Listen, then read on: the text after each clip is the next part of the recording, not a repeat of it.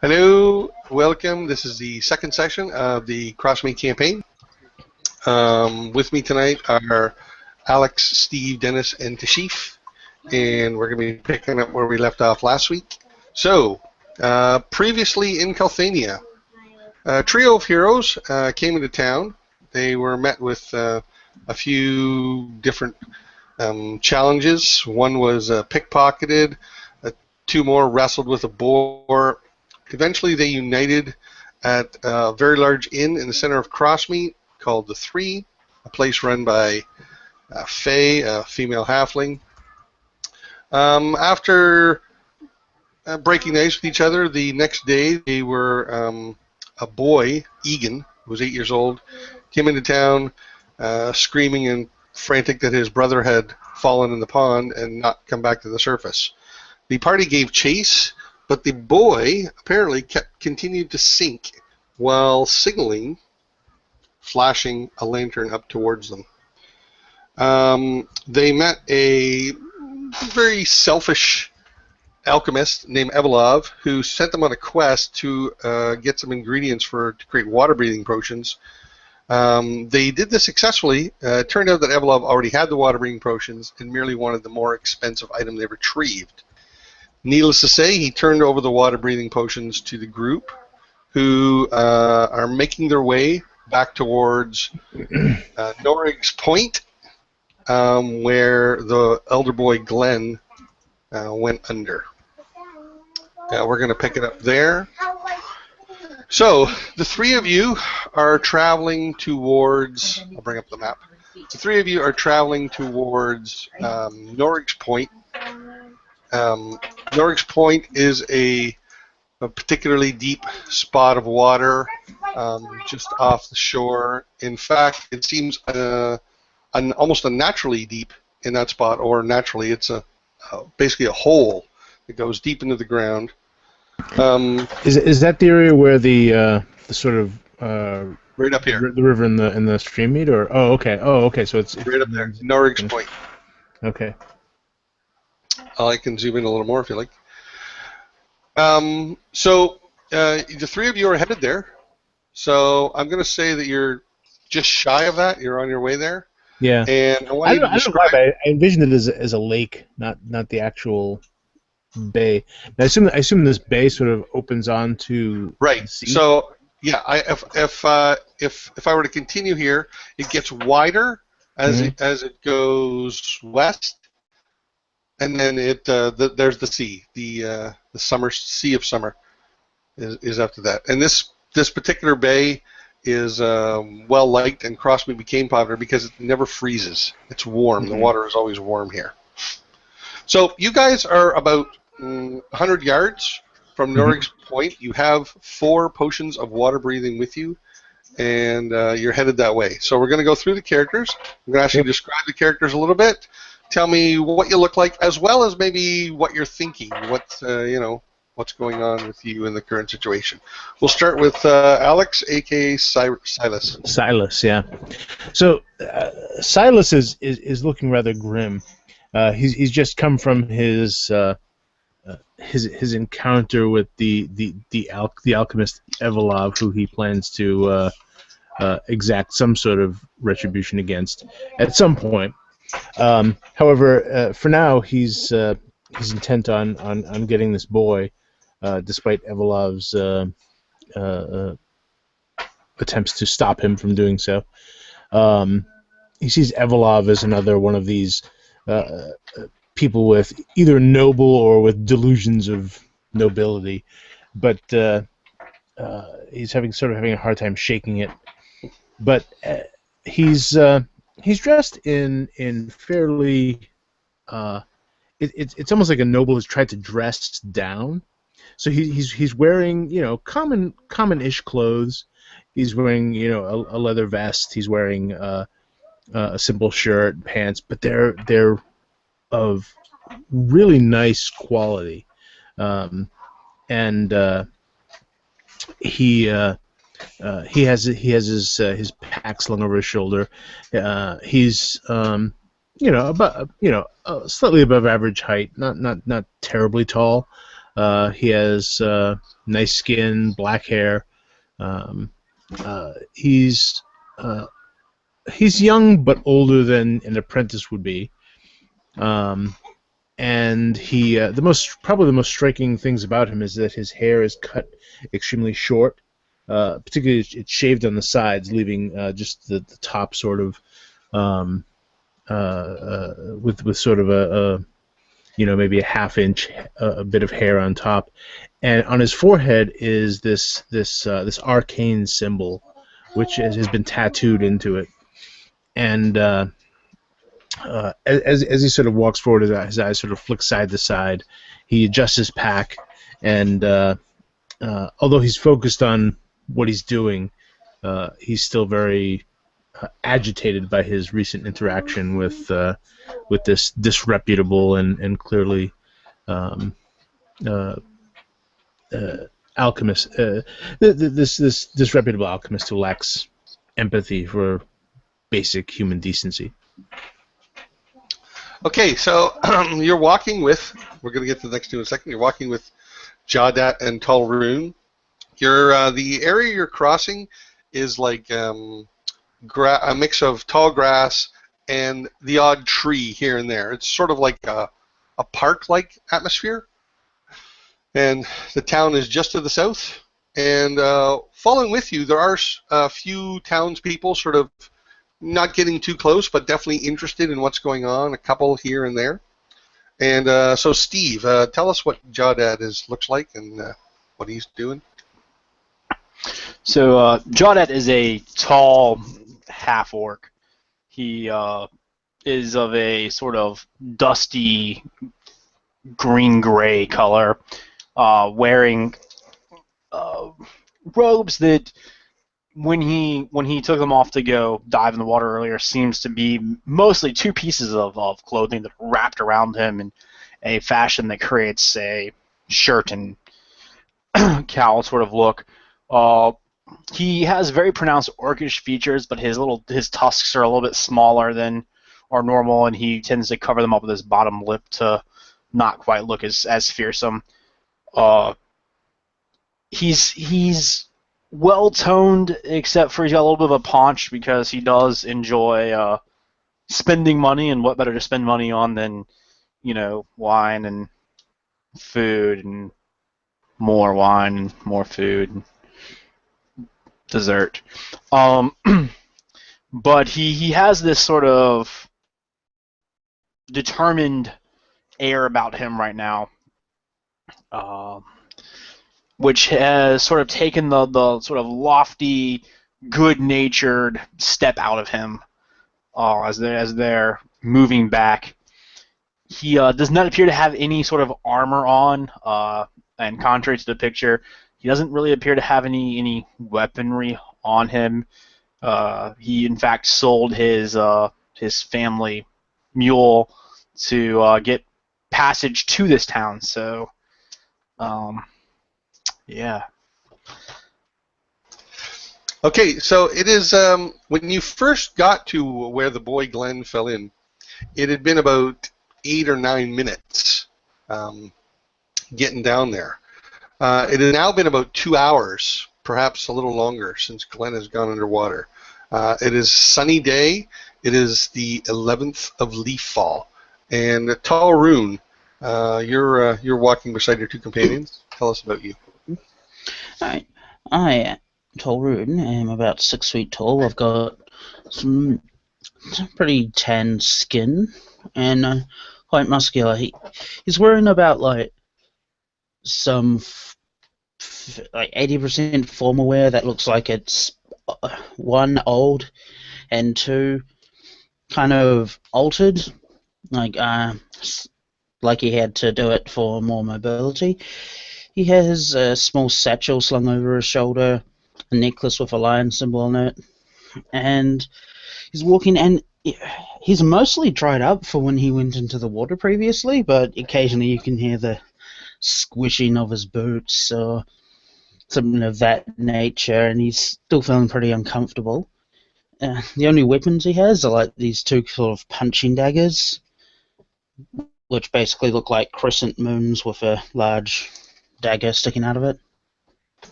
Okay, excellent. So when you guys reach Norig's Point, there are about half a dozen people there. Egan is there, and he's still tearful. He looks up at you with eyes that have recently been crying, and he has a hopeful look upon his face. With him is a halfling woman. She was with him before. She sort of was trying to comfort him when he was really upset. There are 3 or 4 other townspeople there watching you. Ivan is also there, and he gives you a look. In fact, he's going to approach you, and he says, oh,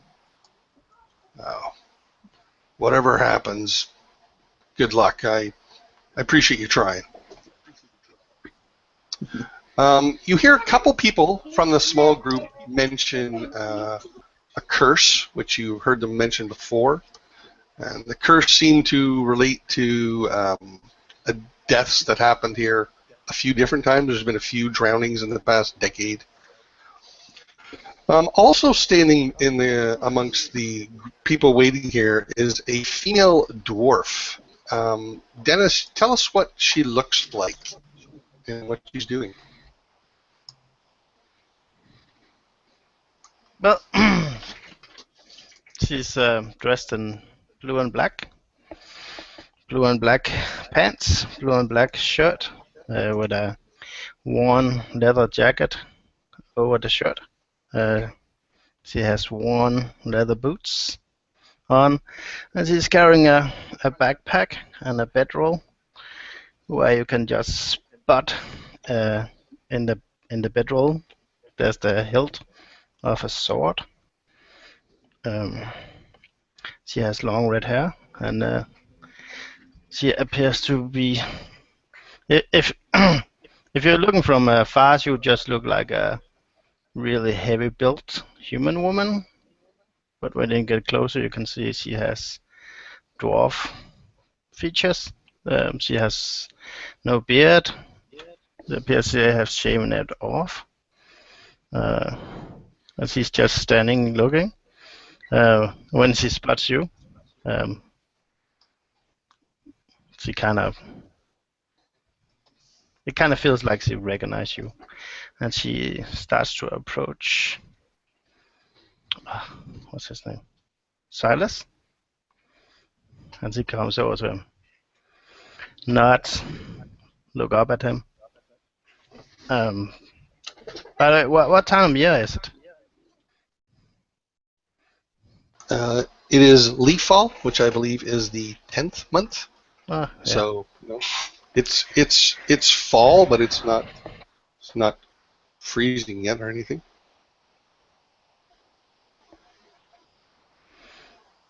Okay. Well, she looks at Silas, and she kind of goes through her pocket and she throws something muddy at him. I believe this might be yours. I sort of catch it in midair and kind of look at it distastefully at first because of the mud now in my hand, but I look at it. It's a pouch. It's a familiar-looking pouch, but heavy steeped in mud, like it's been thrown on the ground and it's been stepped on several times. It's not looking its best, and you can feel there's no coins in it. I found that. I saw the event.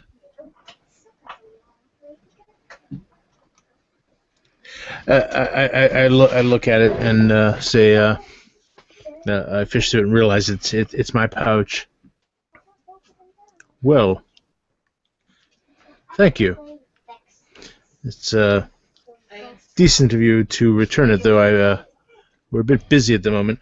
I reach into it, I pull out a silver piece, and I flip it back to her. I say, I hold it up. Thank you. It's good to know there's at least a few decent people in this place. She just grins. and pockets the silver.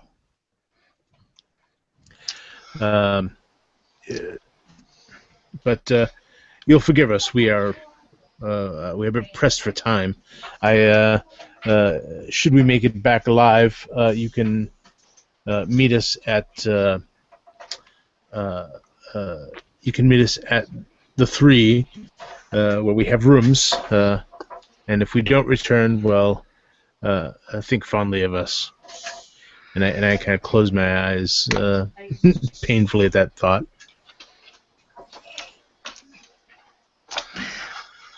There are about half a dozen, maybe 10 people there in total. Ivan, Egan, a halfling woman, Chen, her name is, who's looking after him, and about half a dozen other townsfolk. A few of them are sort of cry out or call out, not terribly loudly, call out, "Good luck, good luck with Glenn." A few muttering about the curse again and how it's hopeless. I kind of slow down and pause, kind of thinking about what we're about to do, and I kind of look. I don't actually look back at her, but I kind of speak over my shoulder, kind of half looking back. I say, if you feel in any way obligated to help out, it would not be refused. An unfortunate young man has been taken by something within these waters. Oh? You would have been aware of the incident as much as any townsperson was aware, Belmara. You would have known that, somebody fell in the water, Egan ran screaming. You would have known at least that much. Whatever you could have witnessed. Well, she goes over to the water where he's standing. Surely he's drowned by now.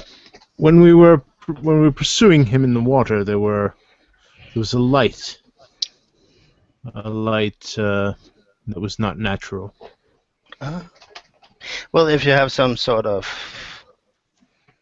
It seems possible, at least, that he was taken by an intelligence of which we know not. Well, I got nothing better to do. And she kind of dumps her backpack into her bedroll, takes off her boots. Do you have anything that helps people breathe? I kind of glance at my companions to, they're sort of involved in this too, just to make sure that they're okay with this.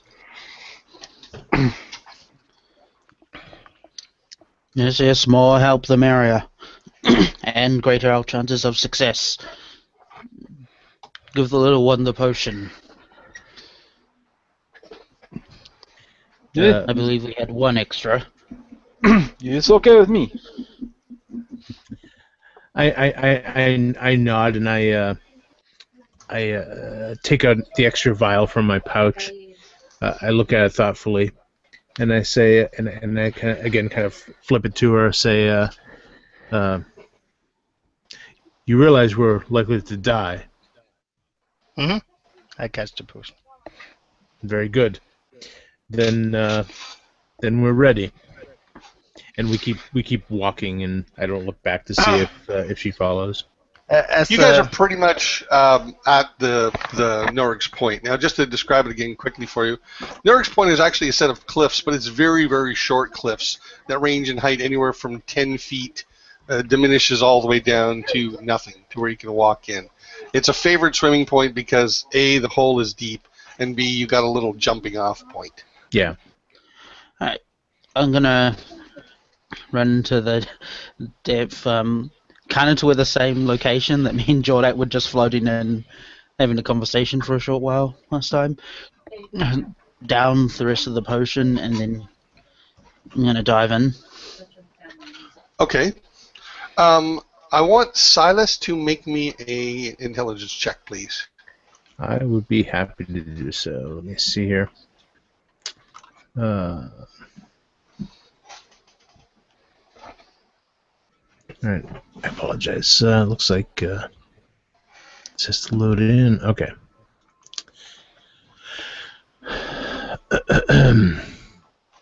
All right. D20. There are a few people Favors.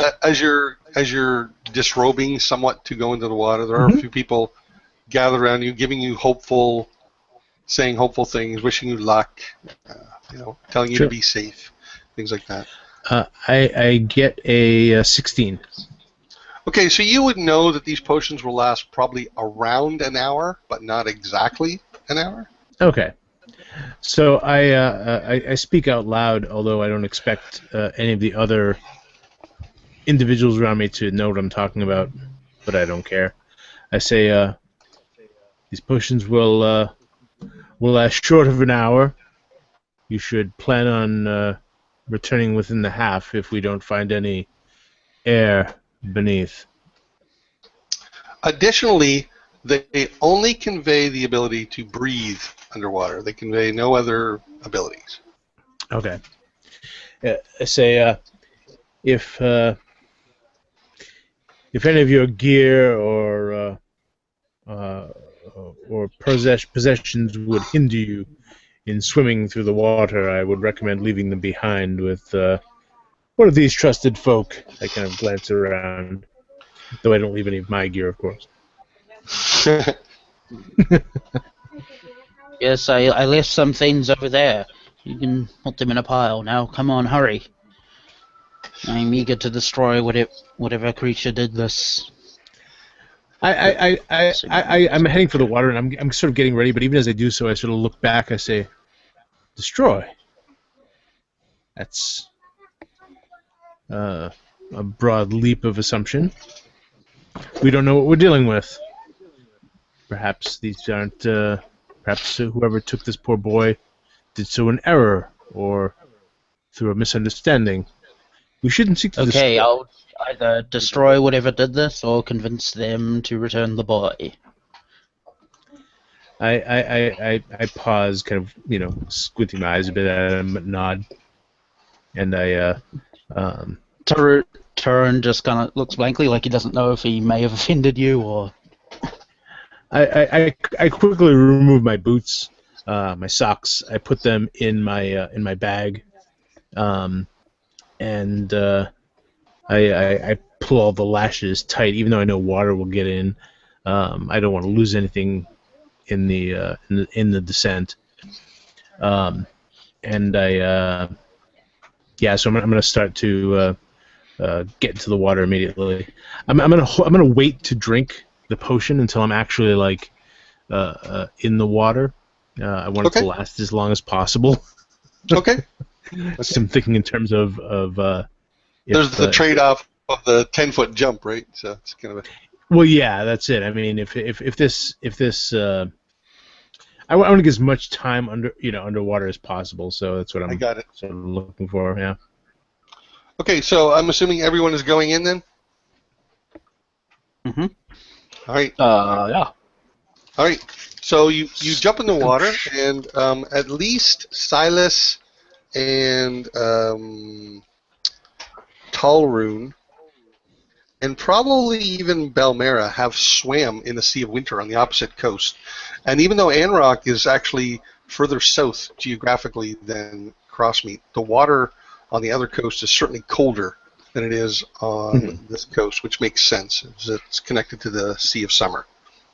So you jump into the water, and except for this area, which is kind of circular in nature and maybe about 100 feet or 50 feet across, it's not terribly deep here. It's only about 20 or 30 feet deep. But right here, it naturally goes down, down, down, down. So you start swimming down, down, down, down, and you swim down to about 300 feet. And at this point, you're in a vertical tunnel, and the tunnel is about 30 feet across. It seems to be like a natural cavern, only running down. But you've reached the point where light no longer reaches. So, what do you want to do at this point? I'm going to remind you that communication is going to be difficult. point who's at swimming Silas. first? Oh, In I got in the water the first. in the pitch blackness, you point at him. Oh, I thought you were saying we were reaching the area. There was no like. All I right, didn't fair know enough. we were in it. Fair enough. Go ahead. I point at Silas and I make some odd gestures like I want him to do something.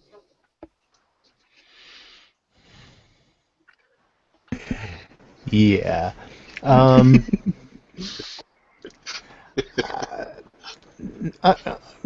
Being unable to decipher this strange, interpretive dance, I cast. I'm going to cast light on. I'm going to say just on my dagger to make it easy. Okay, so you can absolutely do that. You take in maybe a little bit of water when you do it. Yeah.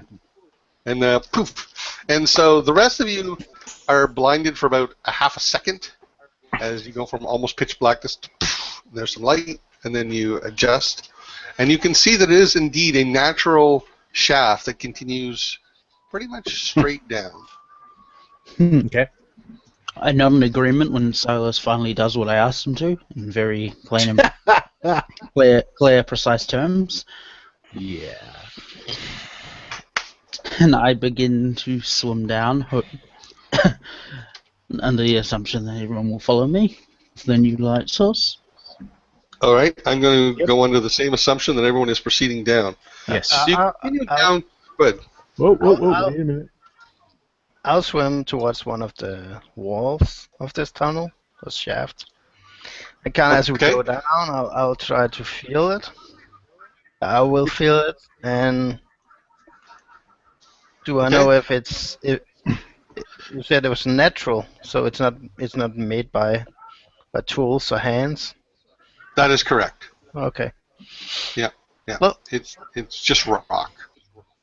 Well, luckily she doesn't swim too well, but she dives real good. So so far she can.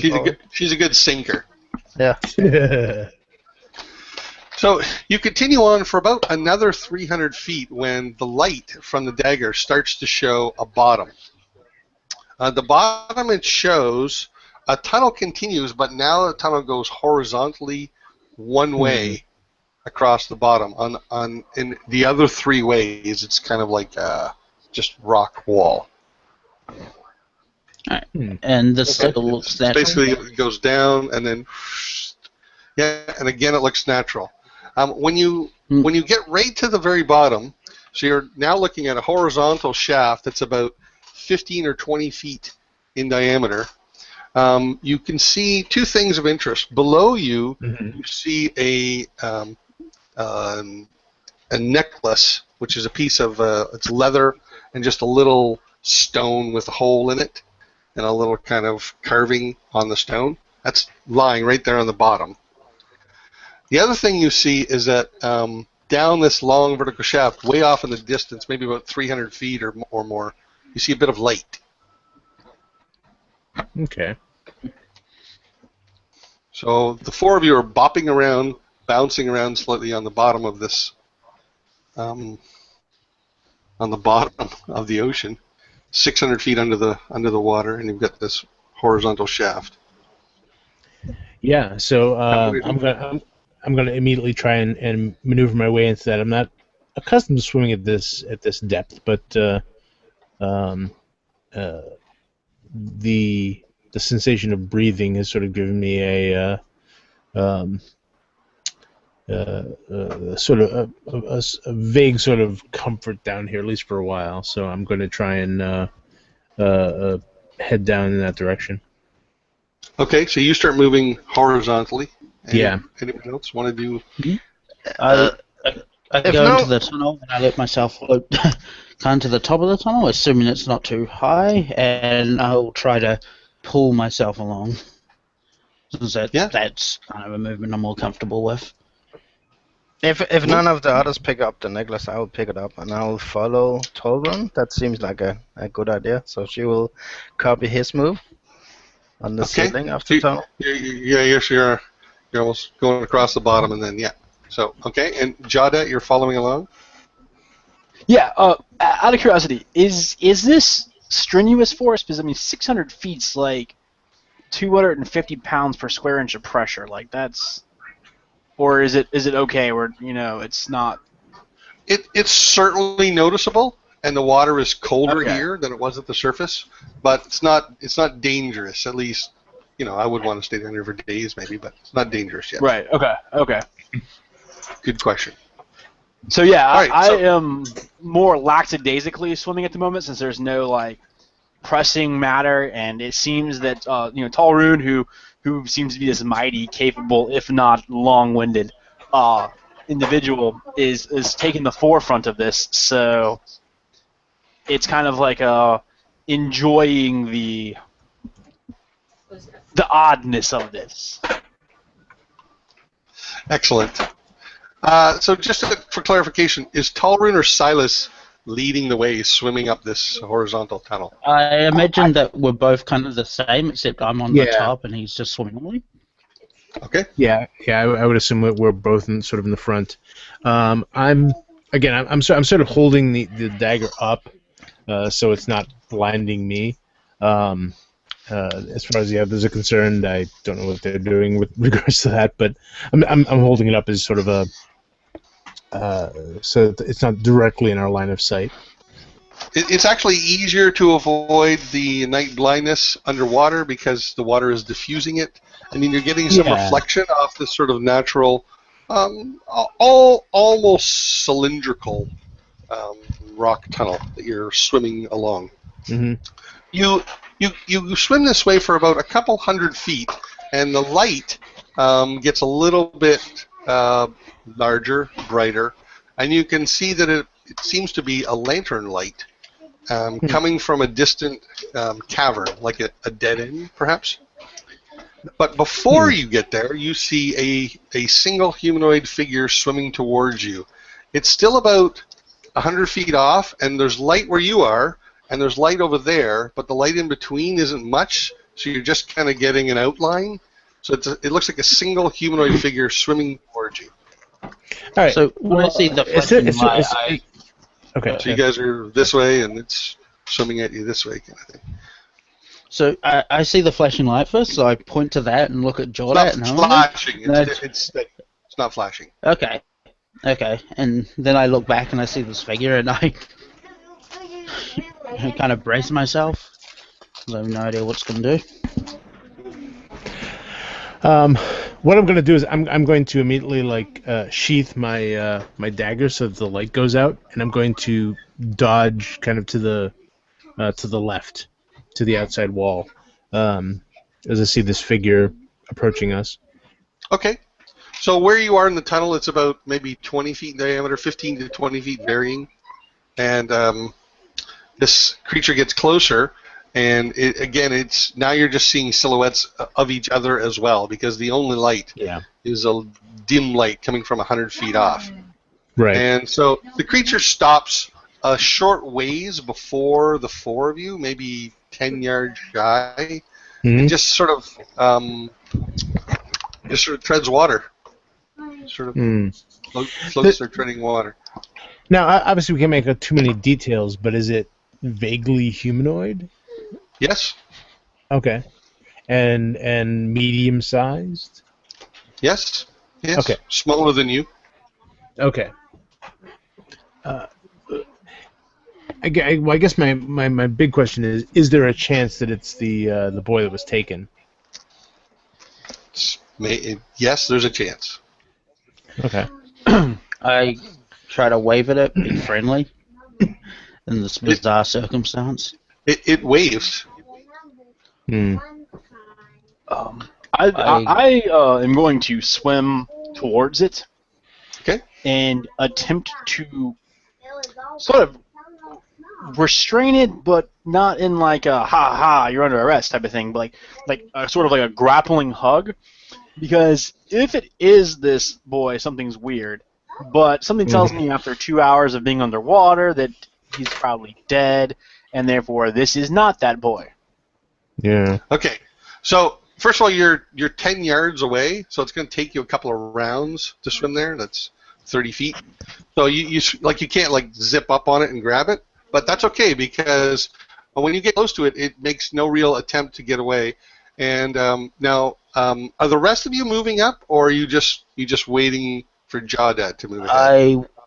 I wasn't, but when I saw Jardat move past me, I decided to inch my way closer by climbing on the roof, but I'm probably still not as fast as he is in the water. Yeah, you'd be more like, imagine you're almost in a weightless environment in a way, right? Sort of swimming along the roof. And so what about Silas and Belmera? Are you guys following Jawdat towards this creature? No, I'm following Tolrin. Okay. So at least Jawdat would be able to make out the details when you get close enough. The rest of you can't see these details yet.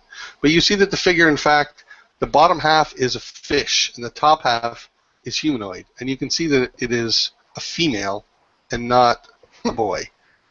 So as you get within about 10 feet, it just starts swimming slowly away from you, but seems to be looking at you. Again, it's just a silhouette, so...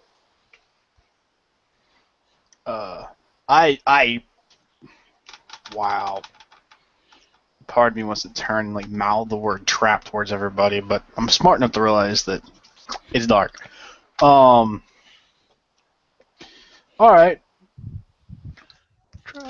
It's not swimming quickly away from you, just slowly. Right. Just enough to entice me forward. I understand. Well, clearly this is who has taken the young boy. So, I will reach in underneath. Well, I'm not wearing my shirt, so I grab my 3 holy symbols, and the one of oh my goodness, I just lost the name. Joaquin. I'm going to likewise do like Silas did earlier, and I'll hold it, and I will utter a command garbled in the water, and it will burst into light, and I will start moving towards the fish woman. Okay, so as soon as the light appears, you see a female figure. She's very beautiful from the waist up. She's a fish from the waist down. She smiles at you. She's got long, sort of greenish hair, a little bit of sort of a wreath of seaweed in her hair, and she gives you a big smile. And as you approach her, she says, "Hello, welcome," and she holds out her hand. As it descends into the water. We can all hear this? Well, you can all see this now because that spurted light. Now, is the hello audible, or is it like I hear it in my head? Good question. I'm going to say it's audible. Okay. So she can speak underwater. It makes sense for a fish person. But it sounds, it still has that sort of garbled underwater sound, right? Is it like the scene in Pinocchio where it's like like that type of garbled? Yeah, not as bad. More like okay. All right, so I will smile my a broad toothy grin, because in my mind she's a little more animalistic than people. So, and I will make a very formal sweeping bow as best I can underwater, and look back to everybody and sort of wave like, come on up. Faster when he does this? You can't hate it when I do this. Talrune? Yeah. Oh. Hey, just tell me. Somebody talk to me. Yeah. I'm saying I move up. maybe. I will move forward. Sorry. Okay, so she's smiling at all of you. She says, "Welcome, welcome. So many visitors in one day." Evidently. I will try to swim above her and kind of descend behind her. Wait, what? If she's standing on the bottom or in the middle of the tunnel, Yep. I was at the ceiling, so I'll just Yes. continue along the ceiling, and when I'm behind her, I'll descend. Oh, well, she's clearly going to see you doing that. The tunnel's only like 15 feet wide. So she says, "Hello, hello, welcome to my home. Why are you here?" I He smiles. point at my mouth and then kind of shrug like, clearly we can't talk down here, lady. She reaches out her hand to you. You know what? It's a lady. It's only polite. I reach over and take her hand. Okay, so you feel a slight tingle run through you, and she seems very nice. Tingle like magical tingle or like Yeah. infatuation with the fish lady? Okay. Not infatuation. No, you're not. You don't fall in love with her, but you get a positive Says you. vibe. You get a positive vibe. Okay, fair enough. You don't forcefully fall in love with her. Right. All right. do get But a positive I still vibe. can't speak to her. So. You can now. Oh well. As soon as that becomes apparent to me for whatever magical reason, Well, maybe you say something. geez, thank you for the warm greeting. Is very nice of you. She smiles. She smiles to all of you. Looks at all of you.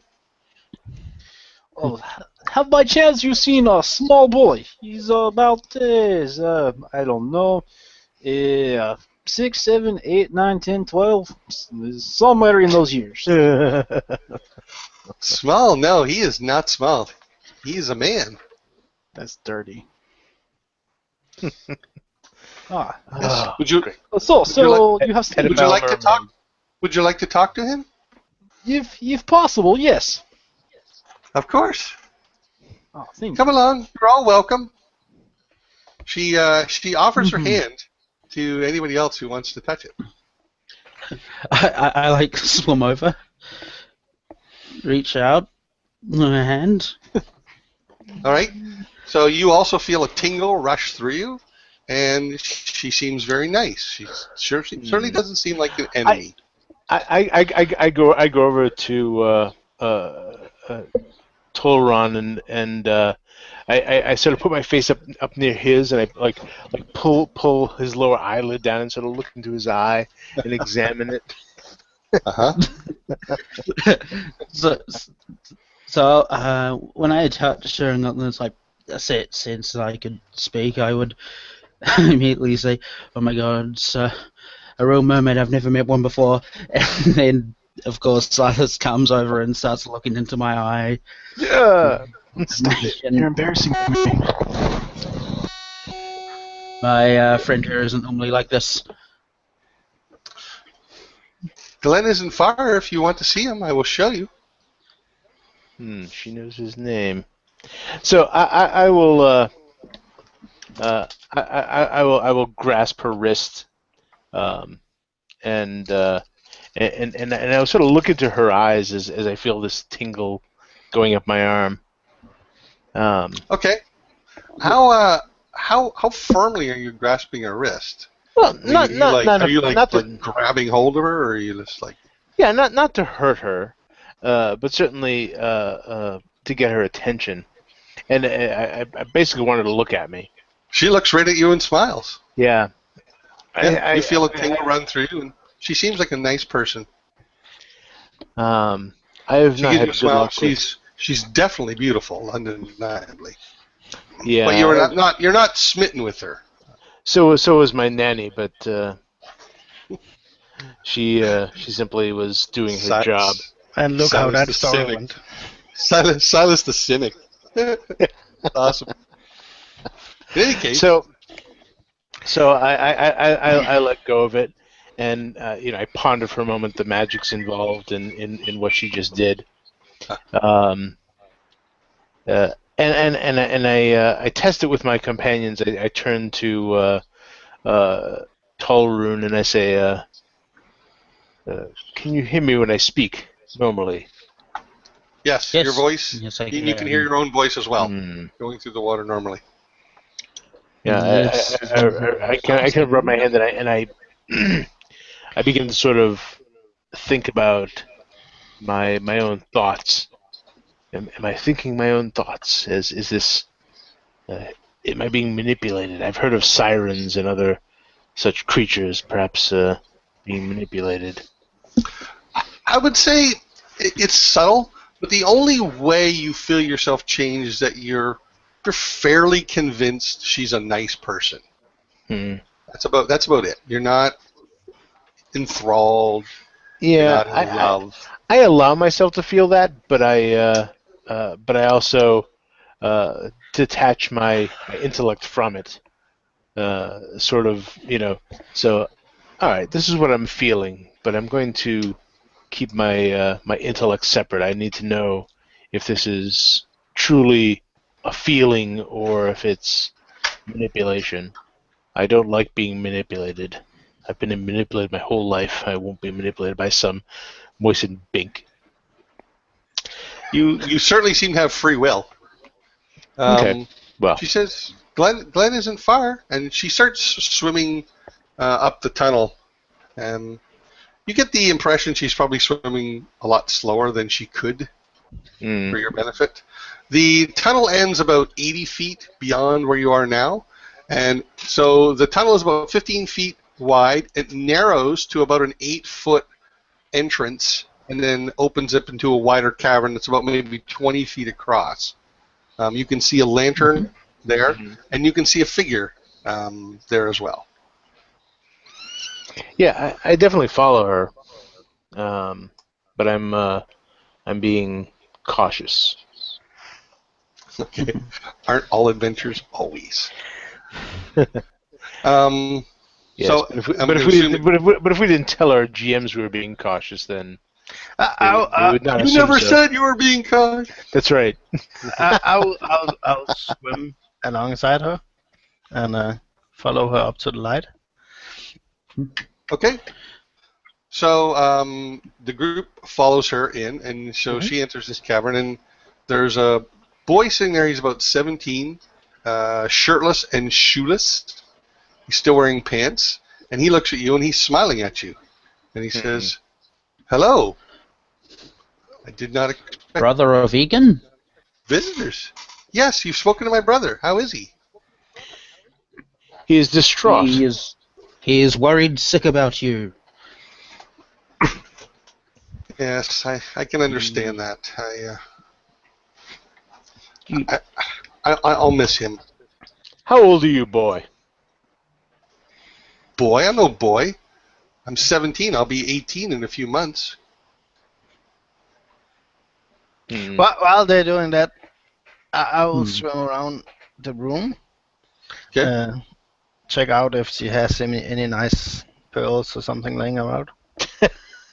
No, it's pretty much just a cavern with sloped walls. You could maybe find a nice place to rest your butt on a wall and not have to tread water much.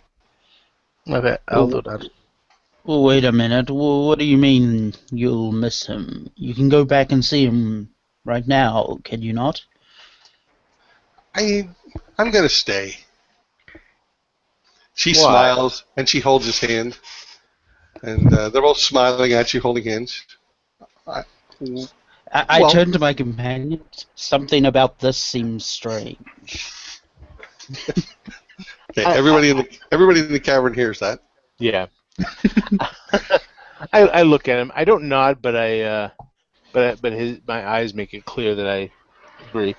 So I say, well, that's good for you, I suppose. And what of your parents?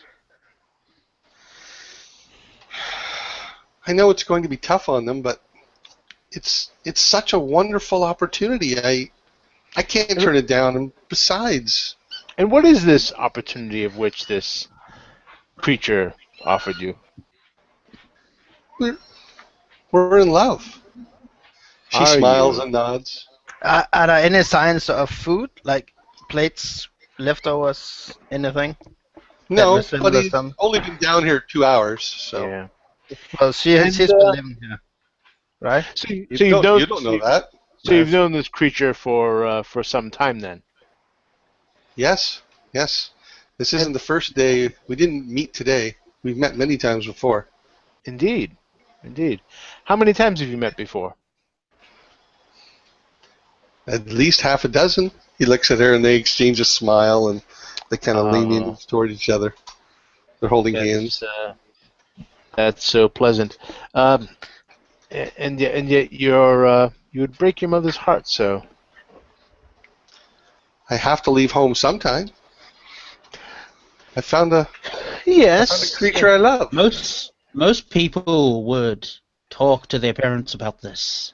In fact, since you have found your love here, should you not introduce her to them? Oh, yes. You're not ashamed of her, are you? No. I look at him accusingly. I try to speak to the rest of them, but I'm guessing since I'm not influenced by the speak underwater spell, that it just comes out in blah blah blah blah blah. I go over to her and I put my lips up against her ear and I whisper. I say, "Speak to my ear," and I push my ear up against her lips. Okay. She backs off just a little bit. No, not her. I mean. Palmera. Okay. Yeah.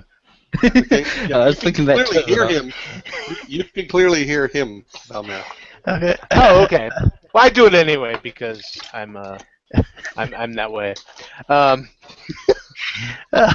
And yeah, I thought it was some sort of creepy move he made on the mermaid. Oh no, it's a creepy move. It's just on you. I see. A human and a fish is unacceptable, but a human and a dwarf is okay. Oh, Right. yeah. Well, that's just natural. So I push my ear against yours, even though I can hear you without that apparently. Well, I could hear you, but you can't hear me. What's that? That's correct. Yeah, he doesn't That's know correct. that. Okay. She doesn't know that. Yeah. Okay, I say, yes, sex. I'm sorry, all I heard was sex. What? I look annoyed. Blood spell. She looks at you and she offers you her hand, Palmera. I mutter a silent curse and I take her hand. Okay. So you feel a tingle and you're like, hey, she is a nice person after all. Yeah. Right. And that came out correct. I can speak underwater now. Yes. Yes. Okay, I look at the mermaid and I look at him. How do you have sex? They look and they blush, and she says, "For a short time, I can make myself fully human. For a long enough time." He's okay. He will get better with practice. They both laugh. But is how long is how do I say this? The sex act. No. Is not talk about fish sex. Agreed. How long can he breathe down here? He is not that's Fish with my man. knowledge, not any part fish. Yes, how have you managed this? Is this a permanent feature, or will he one day drown? Like if you fall No. asleep and he is still here. He will gradually become somewhat like me. He will adapt partially. He will. She looks at him. She says, "He will have a wonderful 5 years." That This is a sounds long great. pause, I imagine. I'm sorry. 5 years? Sadly, humans, they seem to burn out with the transition. They their bodies can't take it. All right. But he knows this, and he's still willing to stay. He will have, believe me, he will have a wonderful, and she looks at him, fantasy-filled life. He will have a terrific 5 years. He will feel nothing but joy. He will never feel pain. He will never know the need for hunger. Perhaps he's not feel physical pain, but his family, and they cannot visit him. He cannot visit them. Is a lot to give up for just 5 years.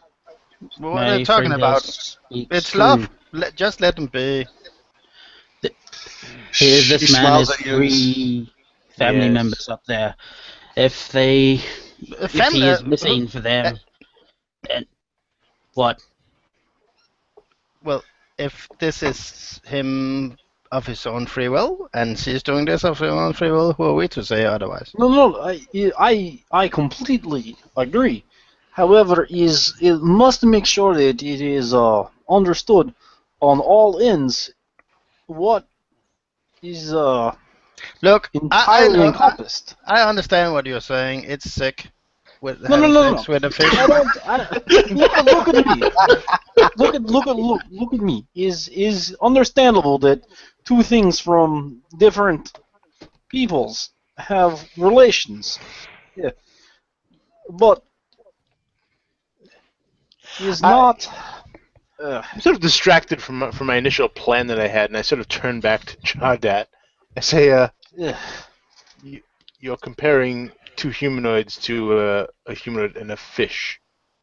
Well, half a fish.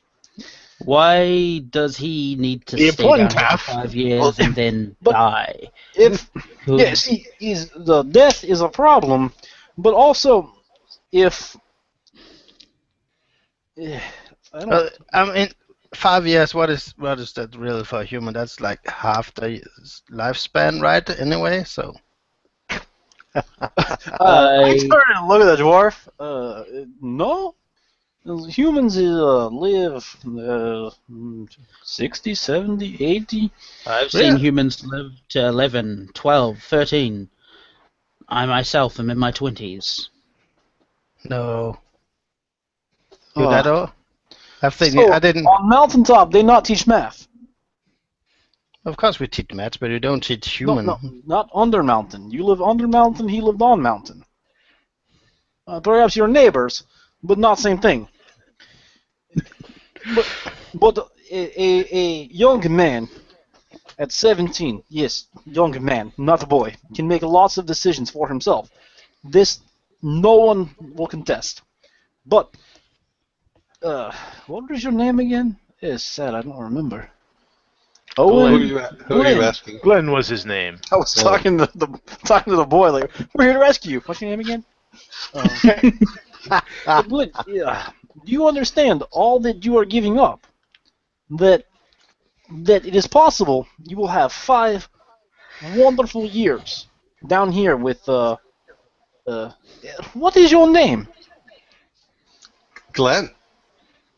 Not No. yours. Oh, her. Oh, her name is Leah. Ah, yes.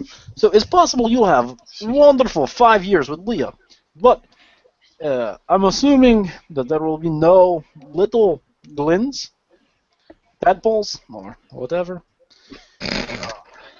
And in 5 years on kind of sadly. in 5 years on the surface, you will be 22. You will be a man of your own right, with 5 solid years of reputation, of a place in the town and society, of taking care of your family, of watching your little brother, he grows up, of taking over your family's mud farming business, or whatever it is your family does. Down here, right in that moment of surface life, where the world opens up like a beautiful, if I may, like an oyster or clam, whatever has pearls in them. It opens up. And on surface world, it's time to seize the treasure, to to explore, to become more than the person that you have been for the last 17 plus 5, 22 years. That is the moment. He might break You're right. himself on a piece of nail You tomorrow. could possibly go on to slay many dwarves, but down here, your story it ends. It ends at 22. And if she is right, if the body, if it cannot take the transformation, then how do we know that all 5 years are everything that is supposed to be special? As the energy it goes away, it's like a flower in a jar. As it gets older, it wilts, and it loses that beauty. It loses what brings you to. What happens when one day, 3 years down the road, you're like shriveled up little shrimp, and she's like, "Oh, must go get the new man from surface." Not only do you die down here alone, away from your family, you die down here a sad, sad shrimp. I turn to look at the mermaid. Does he become a sad shrimp? No. Well, then I turn to look at Java. I turn on my companions. Glenn extricates his hand from hers, from Leah's gently, and he comes over to you, and he kind of sort of jawed at, and he kind of pulls you aside, and he says to you, have you seen her? Look at her. She's gorgeous. Every day. All I want. All the time. Yes, it's called puberty. What I'm going to do is as he's clearly involved with Jodat, I'm going to murder the fish. I'm going to say clearly he's a man of age. He's made his decision, and we need She to smiles and nods. We need to allow him that. Yes. Unless we are thinking, feeling human beings, in which case we will take him back. And I'm going to try and knock him out. Wait, knock out who? Glenn. Glenn. Oh man. Glenn? Yeah. Okay. I'm going to strike him as he's looking at Jodat. I've never done it before, but I've seen it done. So I'm gonna try and bludgeon him unconscious. Okay. What are you doing this with? Since I have my dagger out with the light, I'm just using the pommel of the dagger, just catch him on the side of the temple. Okay. So I do know something about anatomy. You can from my research, but you get advantage on the attack, but you're going to, I believe, you get disadvantage for physical attacks underwater. okay. So it's going to cancel that out. Yep. I can live with that. So the AC is 11. All right. Wow.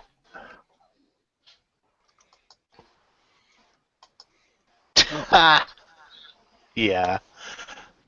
I missed by a long shot, and I catch Jodat right in the forehead. Did you confuse the pommel and the blade again? No, I just cut you in the forehead, apparently.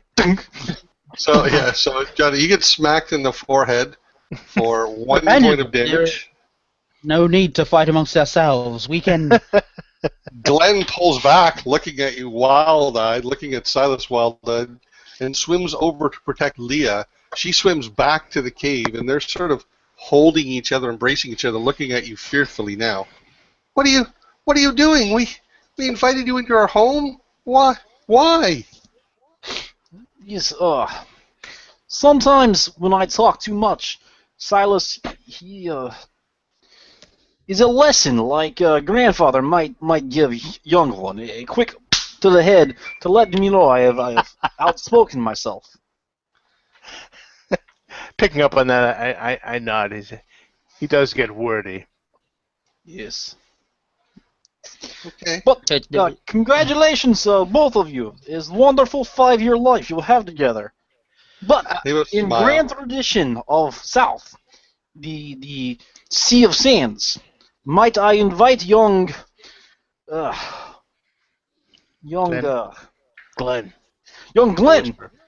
to the tavern tonight to celebrate his upcoming joining. Yes, we must You celebrate. have my word that he wishes to return of his own volition, that I will not do anything to keep him. I just And wish to celebrate this grand moment. and as he's saying Yes. that, I'll swim towards Jada and I'll give him a pummel in the head too. Ah! Oh, that's hilarious. Because that's apparently a thing in this party. You got it. You get Sucker Punch for another 1 point of damage. I'm so sorry. Uh, Of course, the lady is invited also. Excuse my manners. Thank you for reminding me, Madam Dwarf. Glenn? Besides, Good. if Right, so you're going Glenn, to head to the surface, Glenn okay, says, I'll just say, "No, I don't want to go back. If I go back, I'm afraid I might change my mind. It took me Yes, long wait. enough, but I know I've made the right decision. But if Wait, it's wait, true love, Glenn. surely that If, wouldn't change your mind. Yes, he has point.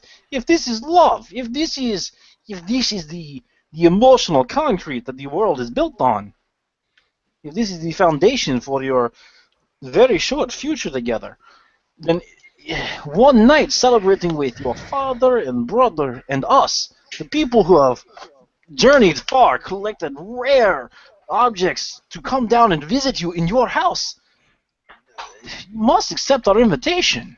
I'm just kind of like treading water while I'm nodding ferociously at what he's saying.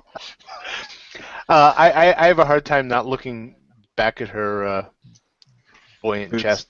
But I turn back to back to the boy, shaking my head, trying to shake the image of it from my mind. I say, at the very least, you owe it to your family, don't you? yes, quite at the moment, your family thinks that you have drowned in here. Wouldn't it be much better if they were to think that you had ran away one day? Then they can think that you might be alive, living a luxurious and healthy life somewhere, which you will be. Right, and sex is way better when it's on dry land. He shares a look with Leah. And I just got an image out of my head. Okay, And And only try to get it Belmera out of my knows head the comparison. I try now to get that image out of my head with a disadvantage. Go on. he shares a look with Leah, and he says, "We are afraid that if the townspeople knew of Leah, that some of them might get crazy ideas in their head and try to hurt her or Why would they seek out do her so people." if she is? Why would they do so if she were innocent? I mean, clearly, an innocent love would not be betrayed. Such, would it? Yes, you understand and I valid point. understand, but not everyone would understand. Well, then, They that's already simple enough. speak of a curse. Well, then, we have the solution, don't we? You simply come back with us. We have a private, quiet farewell to your family, which you owe them, and Yes. we will escort you back to this water, and your family will live in peace, and you will live in your 5 years of lust-filled debauchery. He looks down and he sort of has a sad smile. He reaches in a pocket. He pulls out a copper piece, a common, and one side of the coin is sort of melted and smeared. And he says, "Give this to Egan for me. I can't go back. I'm sorry." But I already gave him coin. No, he'll know this coin came from me. And he shows you that sort of marked up side. Glenn, So you care nothing for your family, then? Well, we'll be sure to tell them that you've given up on your family and have disowned them, disregarded them. Right, and good luck.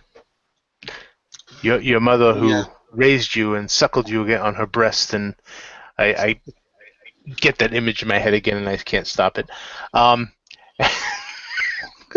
He's clearly stung by your words.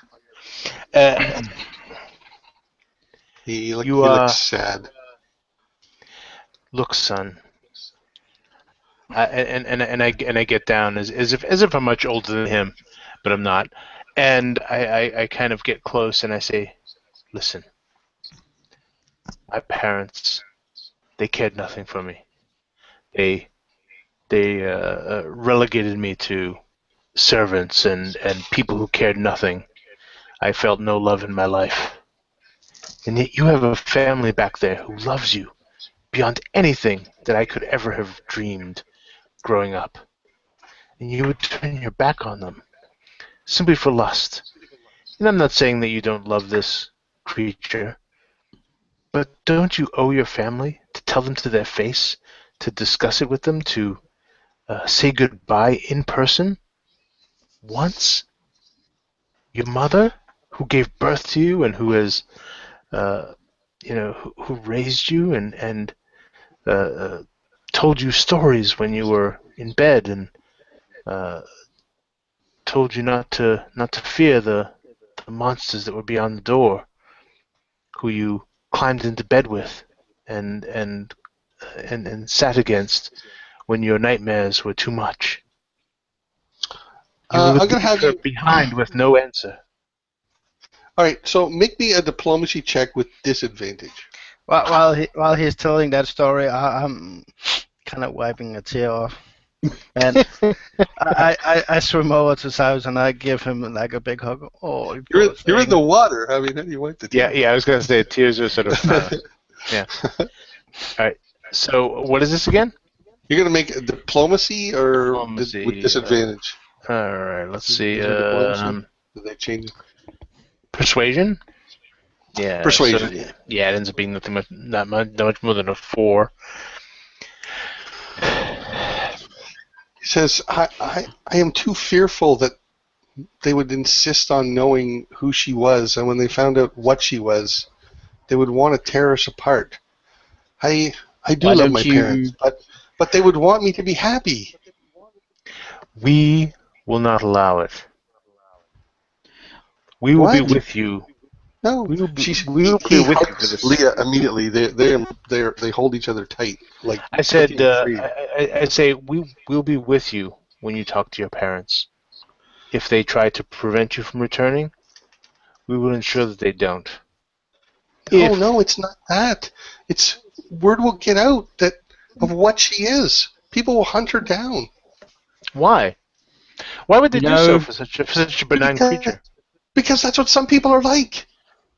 Well, think of it this way then: if they don't know that it's not a curse, it's a Leah living down here, they probably will try to block up the hole. I'm sorry to say, but Tell them what you wish, but I won't go back. well, I'm sorry to say, Glenn, but they will send people anyway. Even if we return without you, they will send more and more and more. Alchemist, He looks at her sadly. She says, What? Who them to? "We will have to more? go elsewhere. If they're going to send more, we will have to leave." Oh, wanna you're get over- going to be traveling on the run? I thought this was 5 years where you would feel no pain, only pleasure. If Can you they're do going that to send and be on more the and run at more, the same time? Leah says they did not do it the last time or the time before. Yes, but now There have been others. across the line. So there have been many that you've loved so, yes? 3, all have been very happy. All I gave nothing but joy to for all the years they were with me. All 3 years. They each had 5 years. Well, 3, 5, it's nothing compared to the 60, 70, 80 years that he might live above the surface. She lets go of Glenn and she looks at him and she looks him right in the eye. She says, "You are free to leave if you wish." He looks at you and he looks at her and then he embraces her. Never. Never say never. Well, it's clearly an emotional time. However, speaking of time, we are on limited amount to be down here. But I just, Leah, if there was more than one lover, is possible you help both of them live? Yes, or is only one at a time? One at a time. I am faithful to the one I am with. No. It's just thought entered my mind. Is probably nothing. But if we go back to top and we explain to parents and everybody else, but then we tell little his brother is Egan. Egan. If we tell Egan that Liz brother. that the brother is down here, he's alive, is living with love of life, then his brother, he loved him so much. Little Egan throw himself from cliff, try to swim down to see brother, because that's what brothers do. Halfway down, little Egan starts to drown. You're right. You must not tell him. I turn to Jawdat and I say, look, he's in love. Clearly he doesn't worry about his brother drowning. He'll have 5 good years. But if we give him coin, he will know. He will not know, oh, these adventurers, they found body. They leave body. They take 1 coin. You must not tell him I'm down here. I turn to Jawdat and I say, and you don't think his brother will come looking for him? His own brother. Yes. No, he will. Exactly. Yes, you must not tell him I'm down here. But you said give coin to him. Now you are conflicting. Yes. You're right. I hadn't thought it through. Don't give him the coin. Don't tell him I'm down here. So no, it's right here. Here's stupid coin. Here's stupid coin. I just throw it. Here's stupid coin. It matters nothing. We have been contracted give nothing to family, give nothing to brother, give nothing to no one. It is so important that you have 5 years. Is everybody else is just fine. You stay here. You get burnt up. You become shrimp. Is whatever. I turn to Jawdat, presumably angry, but I wink at him where Glenn can't see, and I say, we have a contract. We signed a contract to get to tell them the truth about this boy. We can't lie to them. Glenn looks at Leah. He's right. We will have to leave the area. Well then, you can perhaps one day you can within those 5 years you can come back and see your brother's body floating at the bottom of the ocean here, as he came down looking for you, clutching this coin that you gave him. Leah looks at you sadly. Why are you hurting him? Why are you treating him so badly? We are in love. Oh really? Who is taking him away from his family? Who is taking him away from his family? It is his choice. You don't understand, even if it is his choice.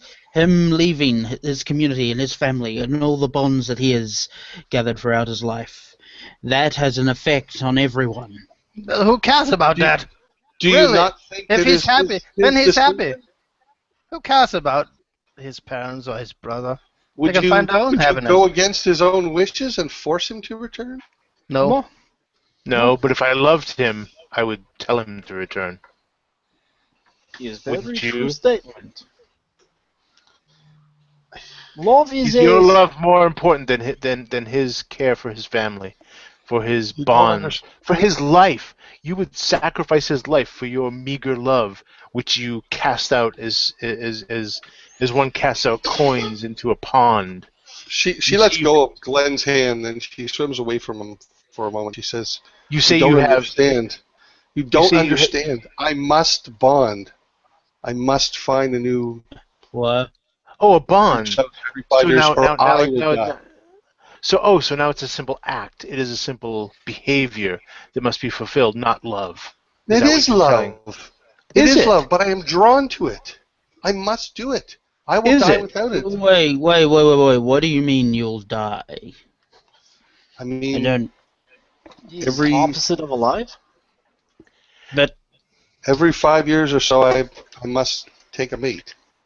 I move up to her. I say, You're do you speaking know the metaphorically. I have heard people say similar things. I move up to her. I say, do you know the Just definition one of second. love? I want everyone to make a con check, please. Okay. Kitty, go lay down. That's not great. With advantage or disadvantage or anything? Notice normal. The DC is 10. 14. A lot. Kitty, stop. That's my microphone. Stop it. Don't eat it. Stop it. Not Mine's 8. We're under attack. Ah! You In got case you're wondering, we got a kitten. clearly. Awesome. Hmm. Okay, so is everybody got above? What did you get? I did. Dennis? Yeah, I got a 14. No, I didn't get above a 10. You start to feel your chest pounding a little bit. It seems it's getting a little difficult for you to breathe. Oh, that's awesome. Anyway, I have to go. Good luck, Glenn, with all the fish. I have to go. And then I swim out. She smiles and waves at you. It is love. I love him with all my heart. do you? Do you indeed? Do you know what the definition of love is? Why do I have to prove it to you? He Do is you here of his know- own free will. I'm not asking about his free will. I'm asking about, do you know what love is? Yes, I know what I feel in my heart. No, it's not what you feel. It's when you put another person's welfare above your own. Do you care about his welfare above your own? I love him. Do you care about his welfare above your own? Yes, I want or him no? to be happy. Just No, not happy. His welfare. yes, yes. Then you would want him to live as long as possible, wouldn't you? I want him to be happy. I need to do what I need to do. You think I should Oh. simply die? You think I should simply Oh. fail to exist? As long as you admit that it's selfishness that you're doing this for, not love. Because if you're simply trying to survive by feeding on him as a predator would for your own survival, then that's fine. Admit that.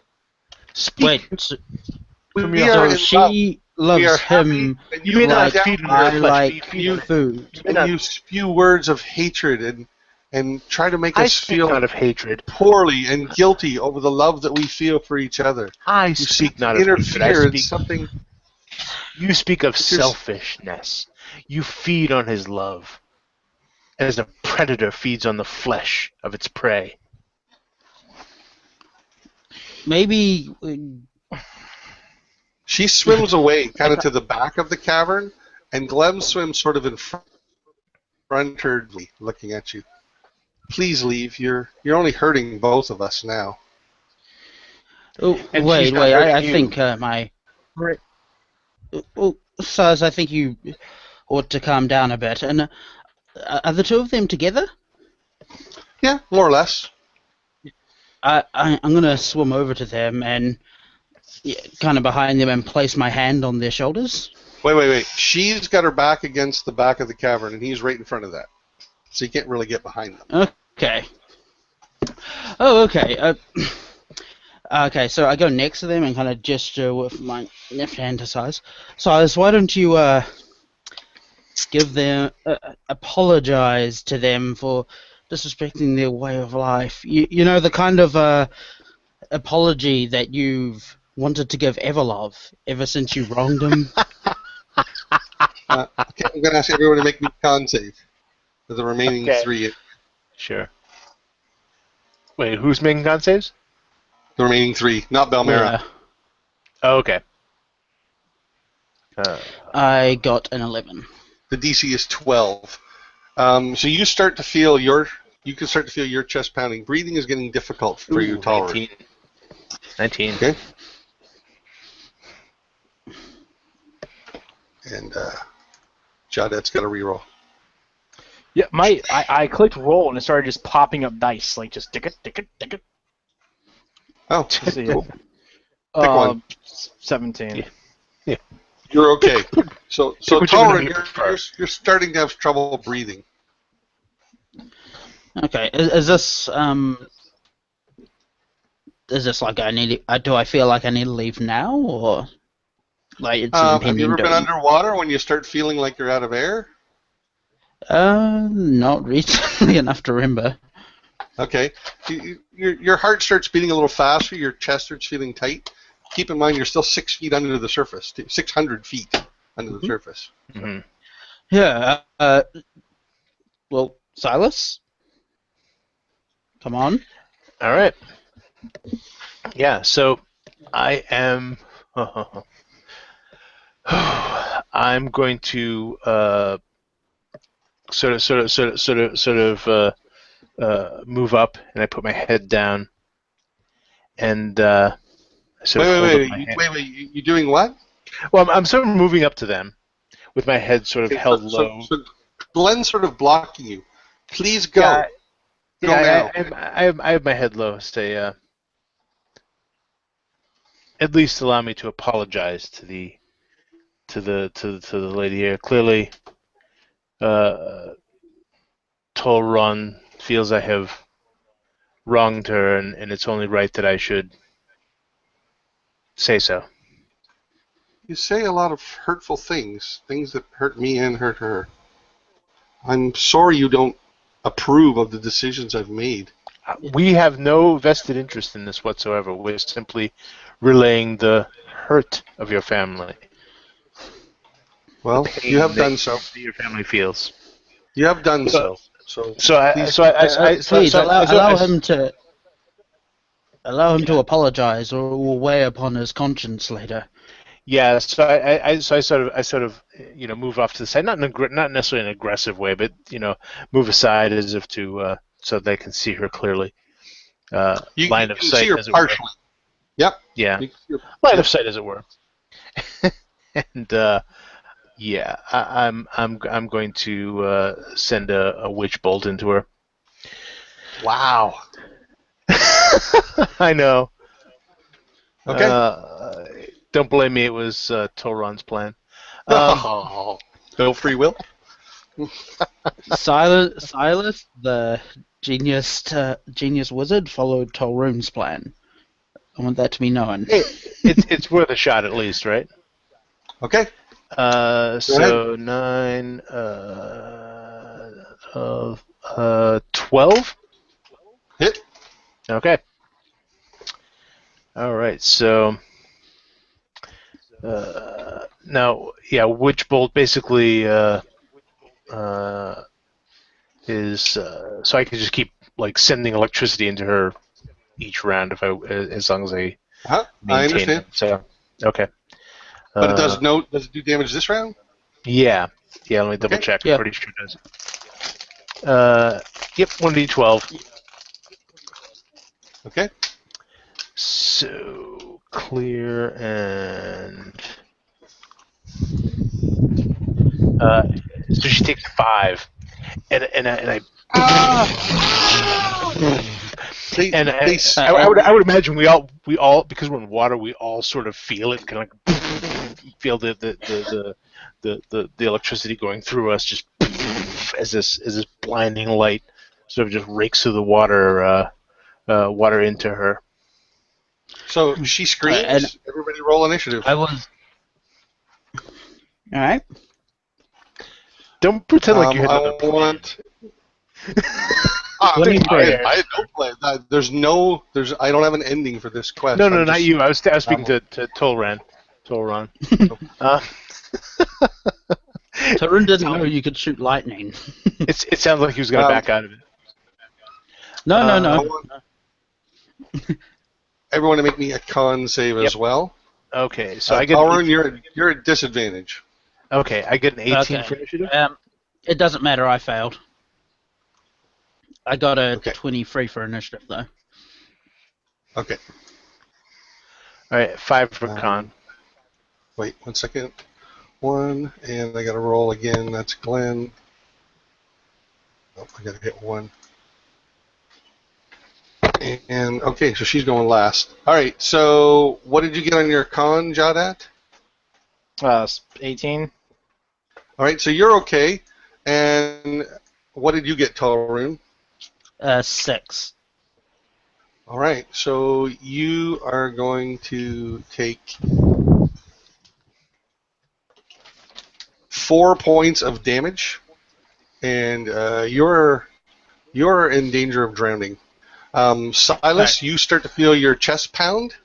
Okay. Jada, you don't feel the symptoms yet. I got 17 on my dex, so those who got greater than that can go first. So I think Talroon got the highest? Yeah, I got a 23. Did anyone get... Yep. So it's your turn. No. Okay, so I was expecting this, and given my place in the initiative, I must have reacted faster. So I'm going to repeat Silas's action of trying to knock out this guy. Glenn, not the mermaid. Your chest is pounding. Okay, I'm basically trying to grab him and just get out of here. Okay, you're 600 feet underwater. You're in danger of drowning, but go for it. All right, go for it. Make an attack roll. Yep. Disadvantage? No, it's just going to be, you're just trying to grapple him, right? Yeah, it's got to be disadvantage, right? It's a melee attack. You're underwater. Alright, I got a 19 and a 17. Nice. Okay, so you managed to, you're trying to grab him or hit him or...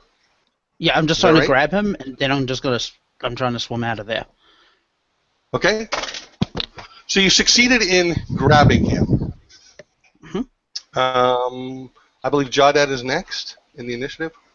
No, Jawdat rolled a 1 on initiative. Oh, my bad. So Silas. Yeah. So yeah, you start to feel your chest pounding. You're running out of air. Yep.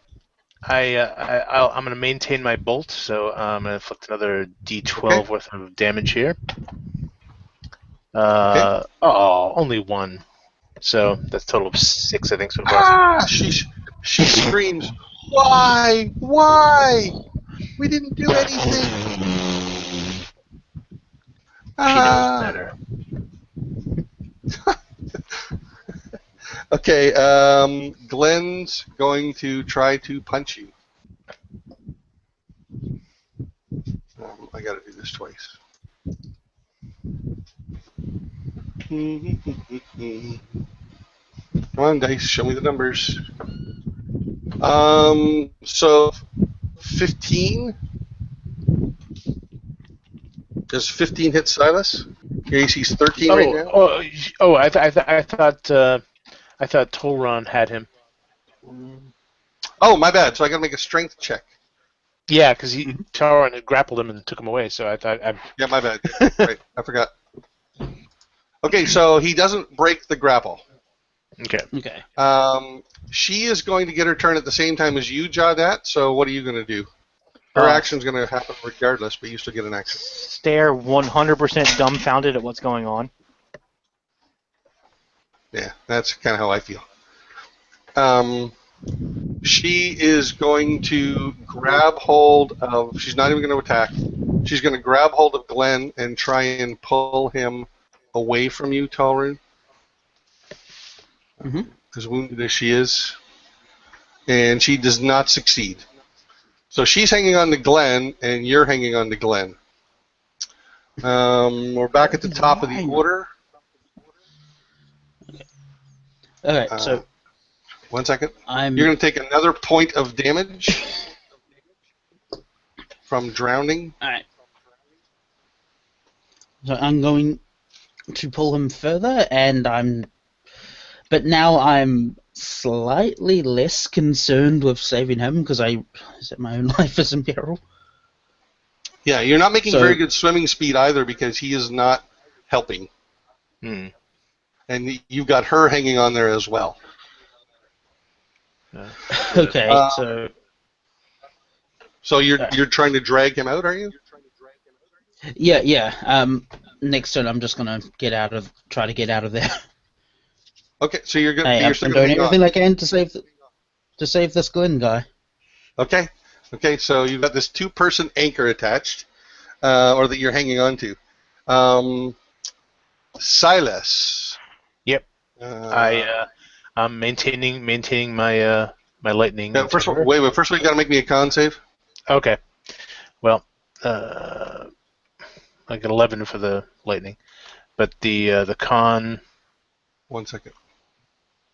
3. Okay, so you're gonna take 1 point of damage, and I believe you have to make a concentration check. Okay. What do I make for that? Well, you got to make a concentration check because you took damage. Well, yeah. You're- What do you you? got a concentration spell. It's not a Oh, concentration. what is? Yeah. It's not a It's concentration con, spell. I think. Is it No, no. con or? Yeah, it's con. Oh. Which spell does concentration? I think it's con. Yeah. Okay. Let me. Yeah, okay. Well, we'll see what I roll, and if it's close, I'll look it up. But yeah.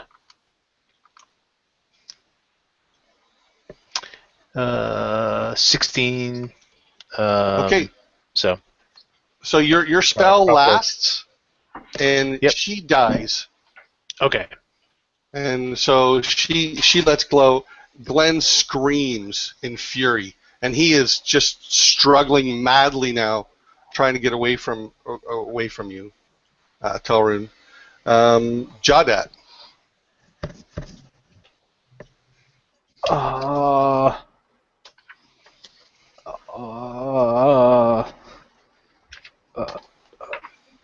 You monsters! You animals! We were hurting no one. We were in love. You came down here and murdered her. Murderers! Murderers! He's screaming. He's looking right at you and Silas and Talrun. Mm-hmm.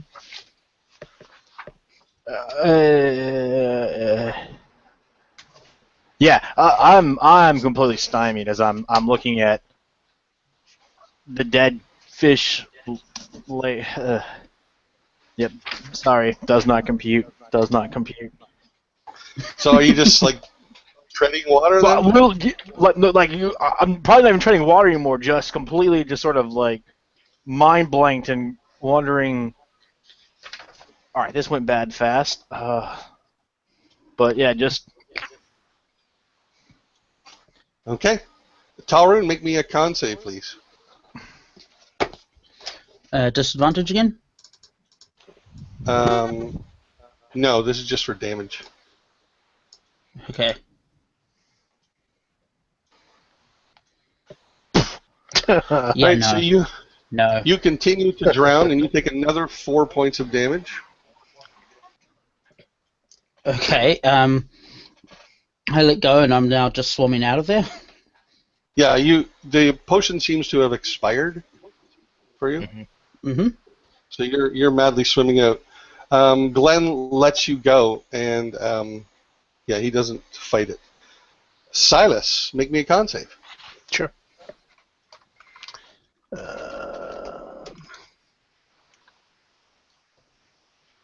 4. All right, so you're also going to take some drowning damage. You take 4 points of damage, Okay. and it's your turn. Yeah. Well, I'm going to swim out. All right, so you start swimming out. Yeah. Glenn. I mean, Glenn's at this point, dragging Glenn would be, a needless exercise. Either he'll come or he won't at this point. Yeah, he starts swimming after you, and then he turns and he goes back and he cradles her, and you But can see he can still breathe. sad. He can still breathe here for a while, so I'm not worried about him.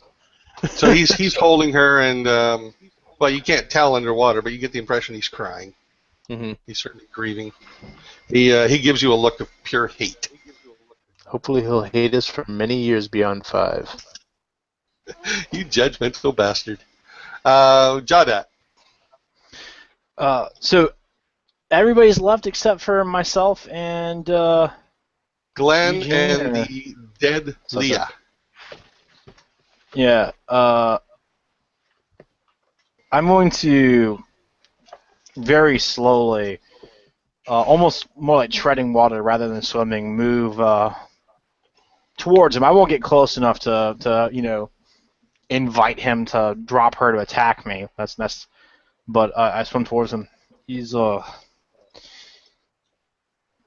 cannot say Yeah, sorry just does not is not strong enough word. What Why? I don't know Why?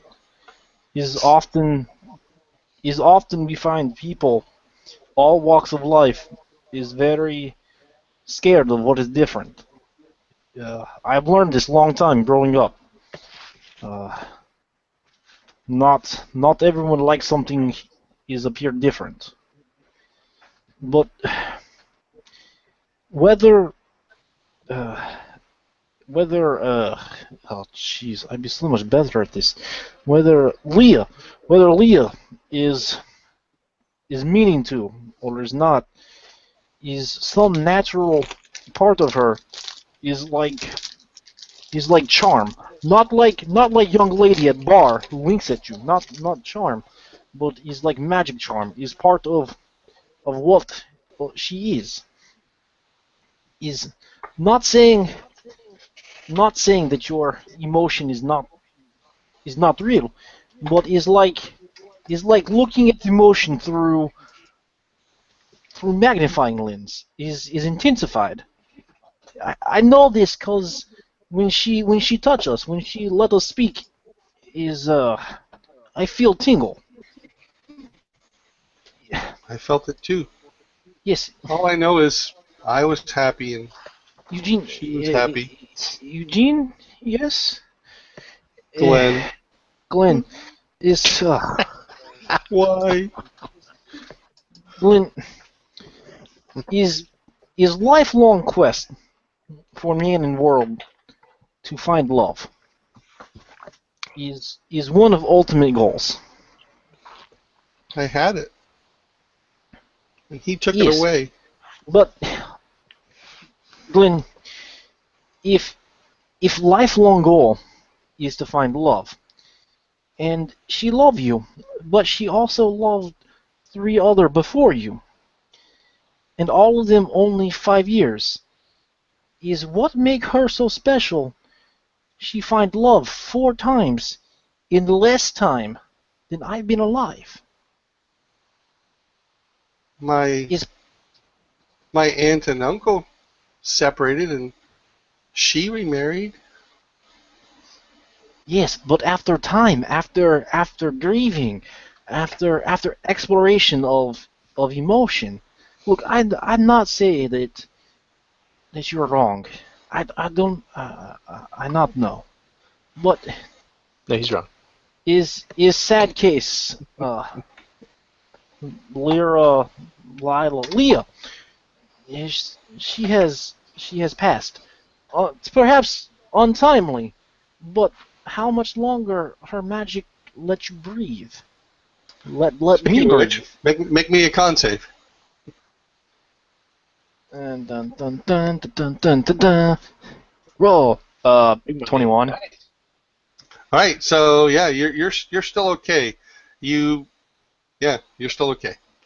He looks at you. He goes, I don't know. I don't know any of the answers of what you're saying. I just know that I was happy and she was happy. And Yes.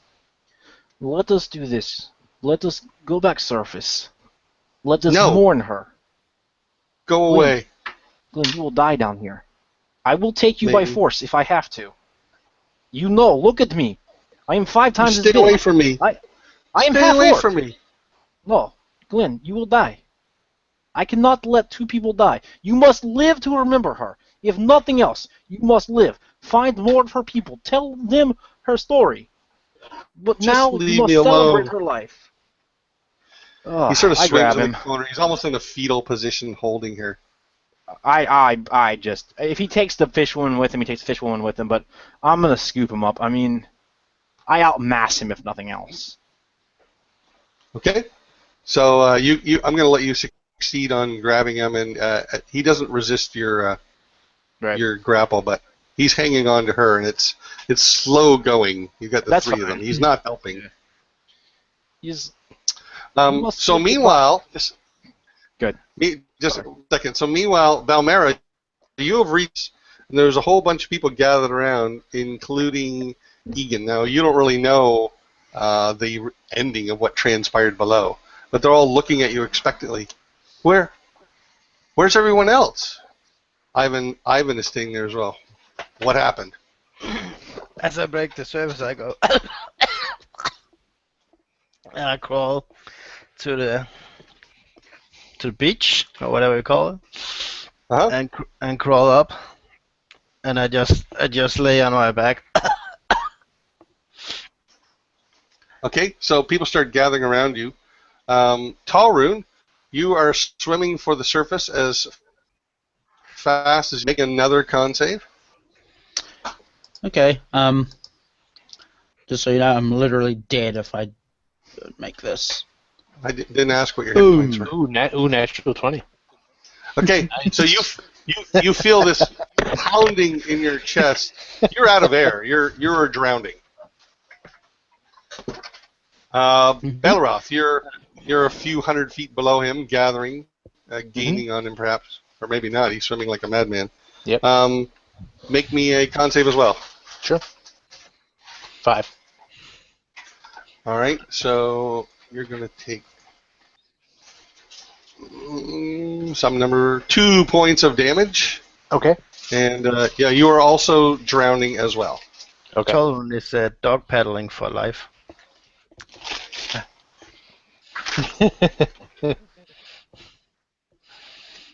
So you guys are swimming upwards now. Jawdat, you can make me a con save as well. 16. All right, so the potion has expired for you, and you're starting to feel this tightness in your chest. Now, you estimate that you could probably make it to the surface without too much difficulty if you release the baggage. If you take the baggage with you, it's going to be iffy. Your call. Well, I mean, I'm gonna take it with me. Okay. So you start swimming towards the surface as well. So, Talrune, you break the surface. There's another one there. Ivan's standing there. What happened? As I hear that, I spring to my feet and I quickly run over there, and as I see it's Tolrin, I help him up. When he gets to the shore, yeah. Oh, sweet, sweet, beautiful air. you okay? Have I been so glad. And I kind of force him down on the ground and I make sure that he's breathing. Okay. Stylus, you break the surface. No, I don't. I sink like a rock. I'm at -1. Oh, okay.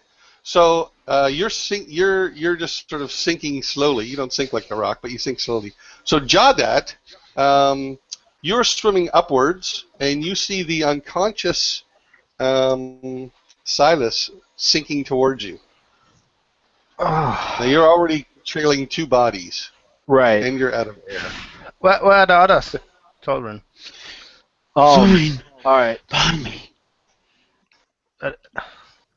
Hang on a second there, Balmero. Let's see what Jawdat's doing. All right. Glenn still has Leah, and Yeah, so yeah, and he's got squirming him a little. right. I've got him tucked a little bit, and he's got her held, like you said, like he was like in a fetal position, cradling her. So when I scooped him, I imagine he's still clinging her pretty close to his chest. Yes. So even though you're buoyant, it's a struggle getting all three to the surface. Okay, this is so terrible. I'm going to press my face over Glenn's shoulder against Leah's mouth, and I'm going to suck in every last bit of air she had in her to try and get that last little bit. And then I'm going to out of her? Yeah. She's a fish. They have air bladders. I know this. Yeah. She did. What's that? Okay. I don't know if her mouth is wide open. Her mouth has been open for a while. It's just full of water. That's all I meant. All right. Never mind. But at least it's a wet kiss. I mean, they have that. So Silas kind of bumps you as he floats down as you are trying to ascend with Glenn and Leah. All right, well, I'll grab him also and keep kicking up. All right, so you're going to make a strength check. I'm going to need a strength check to, I guess it's an acrobatics check, to swim. Athletics. Athletics, correct. Sorry. Yeah. Thank Okay. you. Silas, I'll need you to make me a death save. Yeah. Let me see. Hang on a sec. Oops. 5. That's a fail. Okay, so strike 1. Yep. Jadet. I get a 12 total. All right, you're not going to be able to carry 4 non-helping, or 3 people, non-helping people with you. Yeah. So is this going on at the same time as Belmira is trying to get any information out of Tolrun? Sure. Okay, so Jadet, you think about how you want to proceed. As I said, you're not going to be able to ascend with 3 non-helping bodies. Balmera and Talrin, you're on the surface, and Ivan is standing there. He's got his hands on his hips. He's looking at you. Are the others okay? What happened? Are the others okay? Tolrun. Everyone asking me questions at once. There was a mermaid down there. He had. Mermaid. Goes right through the crowd. Mermaid. I take a deep breath and I dive into the pool. I watch and I realize that I really should be doing that as well. But I just want to stand there and take a few more breaths first. Maybe for a while. You can still feel the blood from your lungs. Okay, so Jadet, I want you to I make want me to a get con save. drowning out of me first.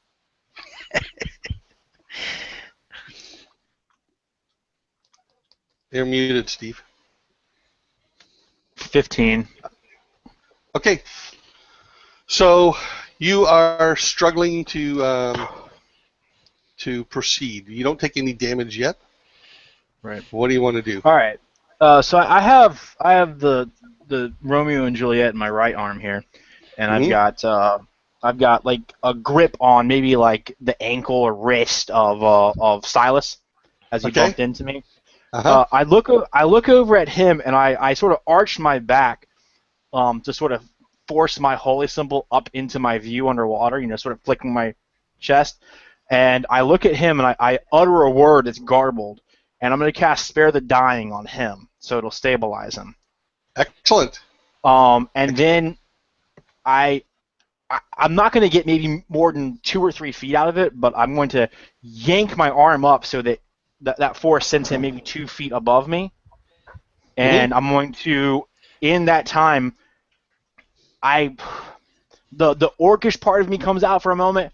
I grab Glenn by his throat from behind, and I start prying the 2 of them apart. Okay, so I'm going to need a strength check from you. It's going to be a disadvantage, I think. The fact that you're trying not to sink back and you're out of air. Okay. Glenn is going to fight you, so I get a Natural 1. Just out of curiosity, is Spare the Dying going to work in this case? Because although I may, you don't have to make death saves, but you are going to have to get up where you can get some air soon. I was going to say, because I'm still in the water. It's not going to protect me. Yeah. Still, yeah. Right, but what it should do is reset the dying process. Yeah, next round you may start dying again, but you won't automatically have 1 strike already. Right. That's a fair point. So Glenn breaks free and he starts swimming down with her.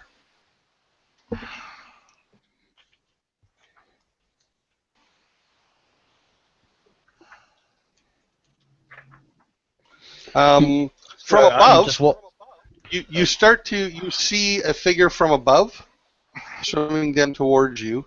You take 1 point of damage, Jadet, and from above you see Balmera swimming down to join you.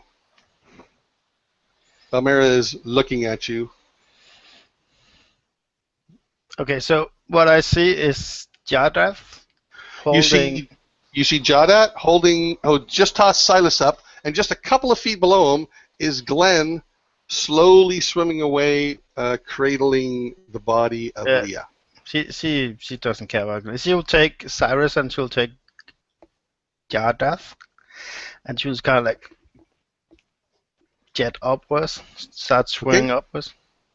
Well, Silas offers no resistance. Jadat, it's up to him.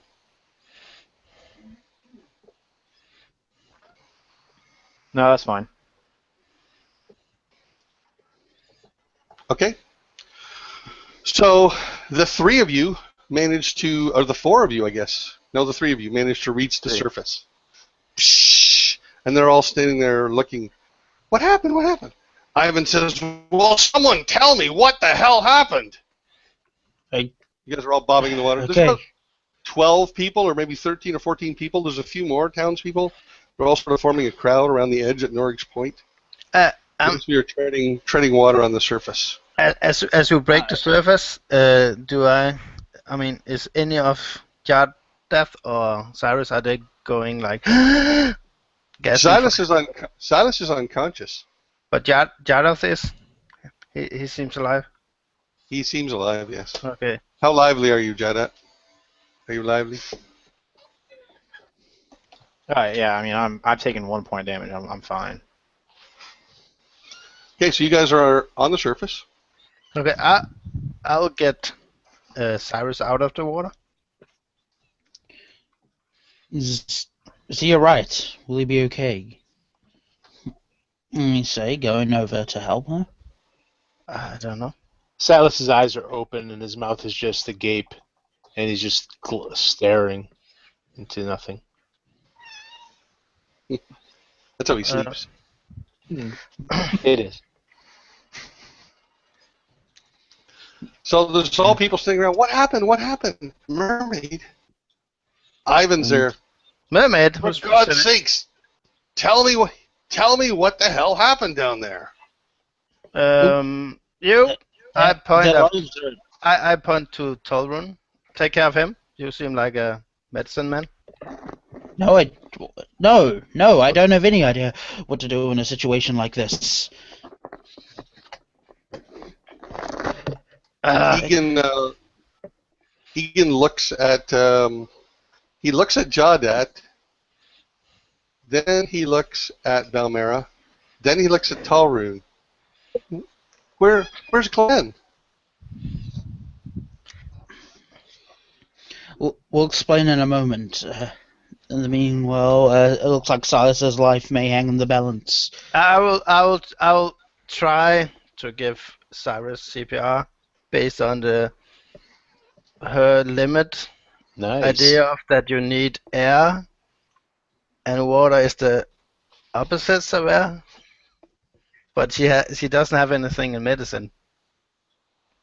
But right? You can make me a medicine check, though. She will give it a shot. Okay. And that is. Come on, no wisdom. I have a 15. Okay, so you once again are stabilized, Silas. You don't have to worry about death, anyways. Okay. I assume the rest of you swim to shore. There's a crowd. There's shouting and yelling going on. Ivan's sitting there. For God's sake, someone tell me what happened. All right. Yes, I'll explain the situation. Do you want me to tell you the full story in front of this crowd? You know how excitable they're getting. Yes, you're right. Let them dress. We'll talk back at the guardhouse. Does it seem like he means for us? Silas. A woman comes over to Silas and she starts patting his head with like a damp cloth. She looks at you. Will he be all right? I think so. I hope so. I mean, humans are notorious difficult to kill. So. Egan says, "Where's Glenn?" I'm gonna walk over to where Egan is next to Silas, and I kneel down in between the two of them. I'm gonna press that coin into Egan's hand. He looks down at it. At the same time, I'm going to put my hand on Silas's chest, and I'll heal him somewhat.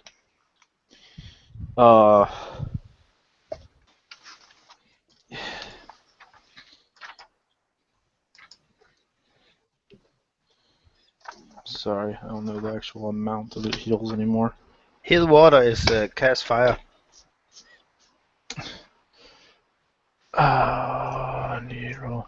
So you'll get 8. Yeah, 8 hit points back. Okay. Okay, so you spit out water and regain consciousness. Yeah, and I kind of and I grab hold of Jawdat and I kind of bring my fist across his face. You already clubbed him once, and now you punch him. Then my face goes so clear. So He's okay. Barbara was just standing next to him and just kind of looked dumbfounded. Jawdat takes a point of damage. Why the half-orc needs to be punched all the time? She's still trying to figure that one out.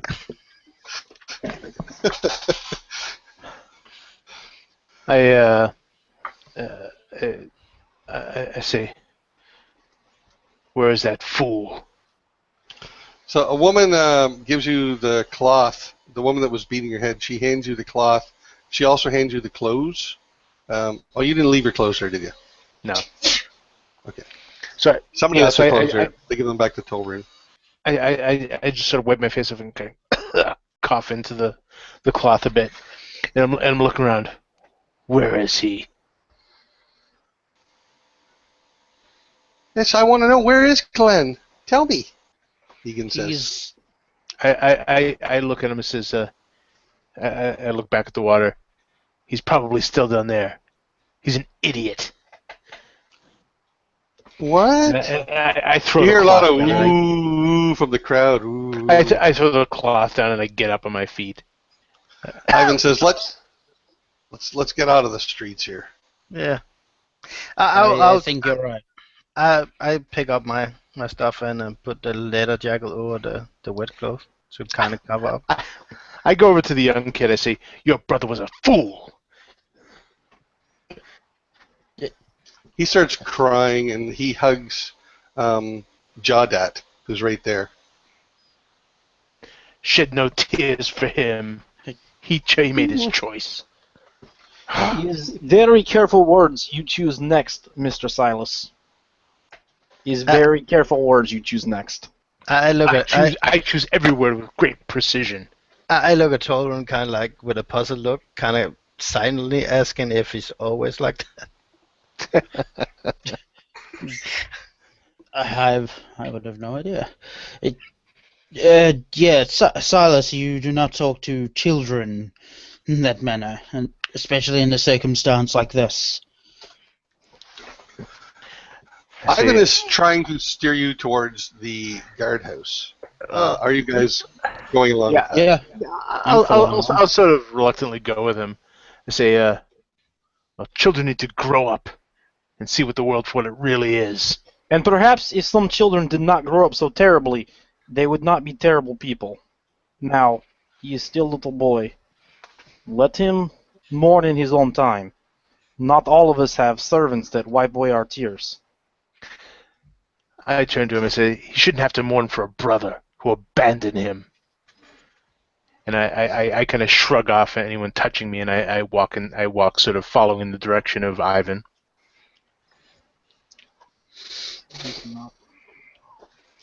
Okay, so he leads you with a bit of a crowd following, a half dozen people or so following. He leads you across the fields here towards the guardhouse over here.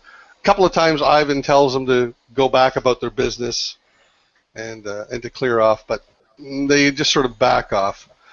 He asks Chenna to stay. Chenna is the halfling female who was Yeah, sort of taking care of looking Egan. after. So he asks her to stay, and he leads the rest of you into the guardhouse. When you get in there, you can see that it's an office that's not terribly large, and behind it there's a door that is just barred and not a solid door. And you can see a few cells back there. The cells are empty at the moment. Inside this concrete room, and it's one of the few stone buildings, all stone buildings in Crossmeet, you see that there is a desk, a couple of chairs. You see a few other guards in there that you don't recognize. They're all wearing the same livery that Ivan is wearing. And Ivan sort of sits on the edge of the desk and has one of the guards close the door behind you. He asks that Chenna and Egan wait outside. And he says to you, "All right, let's have it. What happened?" We descended. I don't speak. I go over and I sit in the corner, and I fold my arms rather indignantly and just, watch the proceedings. The four of us had obtained potions that allowed us to breathe on the water. We ascended down and we found a cave that led to a cavern. Inside we found Glenn. He was alive, and there was some mermaid. Apparently they were going to get married. What? Yes, she was going to keep him down there for 5 years until he died. So was he her prisoner? I turned to the rest. I'm just sitting on a bench, kind of looking through my pocket and toying with a small bottle, and deciding against taking a squill out of it because it's liquid and I don't want any more liquid in my lungs right now. And I look at you. Well, was he your prisoner? And I guess he was. Looking at the rest of you. He was the prisoner of her love. What the hell does that mean? I stand up vigorously, and I say it was a glamour. Creatures such as her, they beguile young men into their whim and take them, shortening their lives, taking them from their families who care about them. They do? I look at you, Wood. yes, Silas is correct. That was happening down there. We tried our hardest to convince him to come back and at least say goodbye to his family, just so we could, Some just kind so of at least magical that charm, everyone eh? wouldn't think that. I've heard of Yes. such things. Yes, it was. That is the curse that you've spoken of. I've heard people here speak of, is these sirens that live in the waters off your coast, luring young men away from their families, people who love them, people who care for them, into the darkness. I just nod. I'll pass them along to the other fishermen. They'll be on an eye for these merfolk, and they'll kill them on sight. Thanks for the warning. Rightly so. It's a shame. It's a shame you couldn't recover Glenn, but I can understand the power of magic charms. Well, the beast that enthralled him is dead, so perhaps he'll come to his senses. And I sort of just turn to the corner and almost too angry to speak at this point. Well, thank you for your assistance in this matter. I'm going to ask that you not speak to the town much about it. They have enough to get riled about, and gods know they invent enough things to get upset about. So I'd rather just keep that talk on the low. I'll pass it along to some of the captains. Facing away from him, I nod and I put up my hand in recognition that I understand his what he said to me. Well, no one else Just has anything worried else about. to say? Well, I'm worried about the boy. I heard his parents were out of town, and now that his brother's gone, I don't think he should be left alone. Does he at least have someone to take care of him? His parents will be back before the day's out. Word has been sent to them. He looks at Jawdat. He says, I want you to know that I have no racism, no hatred for orcs, but some in this town do. If anyone starts giving you a hard time, you just let me know. You don't need to I get appreciate violent this and offer. murder anybody. No, of course not. I would not want to prove them right. Yes. All right, well, It is not uncommon for people to react like that to things. What? we have a few half-orcs in town, but they all tend to get the same reception. All right, well, at least we know what happened, and we can put this curse to bed. No one else has anything to add. I got work to do. Right. I get up and leave the guardhouse. Okay, so he Yeah, does not go with you. I'll just turn in without a word and walk out. All right, Step out. you are back in Crossmeet. You are outside the guardhouse. It's Where is it? a little past. Okay. Here? I see. It's a little past lunchtime. You can see on this road here, there's a whole set of identical-looking small houses, probably barracks. Alright. There are a few people, maybe half a dozen, maybe 8 here and there, sort of watching, not too discreetly, seeing you come out. When you do, Chenna and Egan are there. Egan looks up at you. He looks up at Jawdat. Was my brother coming back? It is difficult to say. He finds himself in a very strange situation. He has tough decision. I don't understand. I'd say it is ultimately your brother's choice. He will come back of his own volition or not. Yes. But you mustn't blame yourself if he does not. Well, there are other people to blame. Indeed. He goes But off. know this. Okay, go ahead. He loves you very much. He said if he does not come back, it is not because he does not love you. It is because there are times that a man must explore other things. And he said that that coin would help you understand that in some time similar decisions will come to you. He lets go of Chenna's hand, and he comes up and he puts his arms around your neck. That's a sort of gives you a kind of hug. Thank you. You're not mean like I heard orcs were. You seem nice.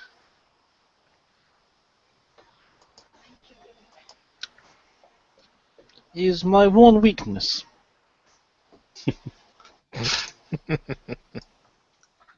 So, Chenna leads him off, and you guys are standing there outside the guardhouse. It's a little past lunchtime. Yes. Let's get something to eat. I need a drink, and I start walking for the 3. I run after. Really? A drink? Yes, a drink. Is that a problem? I just thought you might want something more solid. And So the four. Go ahead. I wait a little moment before heading off, and I just say to myself, I do not like how today went. And I didn't really explore the town much, so I'm not sure if there's any better place to go than the Free. The four of you head south along the coast road. You pass a shop called Volcrum's Wonders on your right. It looks like a house with sort of a porch shop front. The porch has a bit of a sagging roof. If it has ever been painted, it's long, long overdue. Sitting on the porch, you see an elderly dwarf with hair and beard that's half black and half gray, and he's watching you pass, kind of staring as you pass. He says, "Hello, adventurers, are ye?" I say, hardly. Oh, sorry. You just remind me of someone I used to run with. Oh, memories. He sort of sits deep in his chair. What? Is he a human? He's a dwarf. Oh. I look down at my feet and I quickly walk down the road, and as soon as we're past the building, what was the non-family tavern called? Was that the Slag Pit? The slag pit, yes. So I quickly run up to Cyrus. So should we go to the Slag Pit? I look at him thoughtfully for a minute and say, yes, why not? I'm not looking for culture or songs. I want to get drunk. Oh, that sounds good. I'm sure they have songs there too, you know. Well, hopefully not. So yeah, so I'll adjust my heading and make for the slag pit. At least I remember, as far as I remember, where they said it was. Right. Well, you'd have to actually walk past the three to get to it. It's down here. Yeah. So we'll just keep going then. How does the other two want to have to say anything about that? Or? I assume that we're a bit behind, like physically, or at least I am. Okay. Yeah, probably. I mean, I'm just trailing behind, sort of going wherever the pack takes me. All right. As we sort of walk down the road, though, as we pass Evelov's apothecary, I keep my face forward, heading for the slag pit, but I hold out my left arm with my middle finger pointed upwards as I walk past it. Okay. Because that's just the kind of mood I'm in. Sure. So it does have 3 glass windows in front that are pretty big and wide, and there's a pretty good chance that what you did got seen inside. Then the day wasn't a total loss, at least. Okay. So you continue down the coast road, passing a large stables, and you reach this corner here, this intersection here. Noble's Row goes off this way. And the slag pit is definitely open for business. It's you can hear loud talking coming from it, but it's not as busy as it would be in the evening hours. You can see a couple people hanging around outside it, giving you unpleasant looks. There's a few people walking by, going about their business. Occasionally, you see someone go in there. Yeah, oh yeah. I'm just gonna.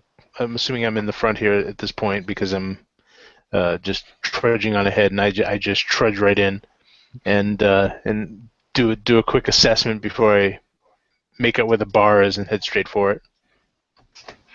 Okay. Everyone else is is going in as well. And Yes, I'm straight. I'm right at his heels. Hmm. I So still, before we, okay. okay, so before we go in, I turn to Jordan and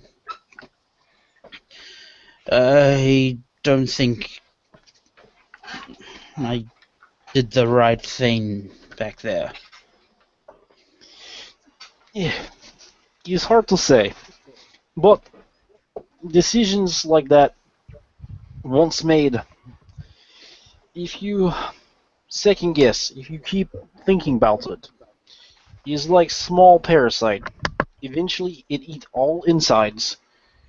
It eats into heart, it eats into soul, and sooner or later, there is no toll room. It's just husk of man who wonders what would be different if Fish Lady was still alive. His decision is action. Now we live in a time dictated by consequence. But reflection, yes. Yeah, You're, more than that is a waste of time, yes? you're saying that I should look forward? Is be informed by action. So next time is action, not reaction. I should think about it a bit, but not a lot. Yes. What do you think we should have done? Just It's hard to say. What we achieve? Uh, uh, Eugene, Glenn, whatever. He's not come back. So now he's dead. Now, not 5 years now. His fish lady is dead now, not however many years from now. Little boy, uh, uh, the brother, uh, he still not have Egan. brother. Yes, Egan. So his question: have we accomplished anything? But also, it's very sad note. Not best way to think. Is maybe better think that in future, in 5 years from now, there will not be another little boy who is taken down to cave. In 5 years from then, another little boy. In 5 years from then, another little boy. of course, because now that we've done this, regardless of the immediate consequence, no one else will have to go through this in the future. Unless other fish people find body and declare war, or something. Or perhaps Eugene or Glenn. He lives and decides that Silas is lifelong enemy and hunts him. And one day in small bath in foreign country, he kills him. I cannot say. But one must always choose. Focus on negative or focus on positive. I make you deal. You think about positive. You focus on this. I worry about negative for both of us. That's a deal that I'm all too happy to agree with. Good. In exchange, you can buy me a drink. Except we both pour. Yeah. I'll Balmera, buy you you're a drink with them. when I can. Balmera, you're with them. Yes. Yeah, she was right behind me, I think. As soon as we reach the bar, I will find a stool and I will jump up and sit on it, and I will slam the counter. Okay, so hang on. Wait, hang on. So you walk in. This tavern is almost as big as the three, not quite. It is only 2-story. To one side is a set of stairs that runs up, and then you can see a hallway with a railing overhead and a whole bunch of doors. And then you can see a hallway running further where there's where there's more doors. The place is about half full. It definitely reeks of alcohol. You can see there's gambling tables. There's people playing cards. There's also dice gambling games going off to your left. Near the bar, at one end of the bar, you can see prostitutes working their trade, both male and female.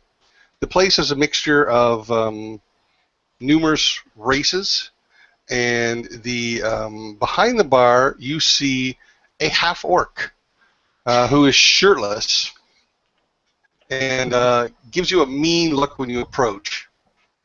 What? I take 2 silver pieces from my pouch that was returned to me, and I toss them onto the counter sort of haphazardly. I say, 2 bottles, one for me, one for my friends. He snatches them up, turns around, grabs a couple bottles, puts them on the table. I kind of lean over and I actually like reach over the thing and I grab some small, little dense shot glasses and I put them on the table. As soon as you reach across the bar, he slams his hand upon your wrist. He sort of thrusts your hand back. Yeah, I kind of lock eyes with his. We need glasses. He reaches down under the counter. He puts you 2 glasses. Neither one looks entirely clean, but close. Close enough. I'm sure what's in the bottle will kill whatever's on it. I put down two nobles as well and says, I will have a bottle for myself and one for my friends as well. Okay, so he grabs those as well. Slams them down. He gives you a look. You're not sure if it's a smile or a grimace. It's hard to tell. Yeah, I've already filled one of the shot glasses, tossed it back, and I'm filling it again. Yeah, it's this alcohol is it's like Buckley's. It tastes like shit, but it works. That's what I'm looking for. Okay. Dennis, Belmira, I would like you to make me a survival check, please. That's kind of harsh just for drinking some alcohol. No.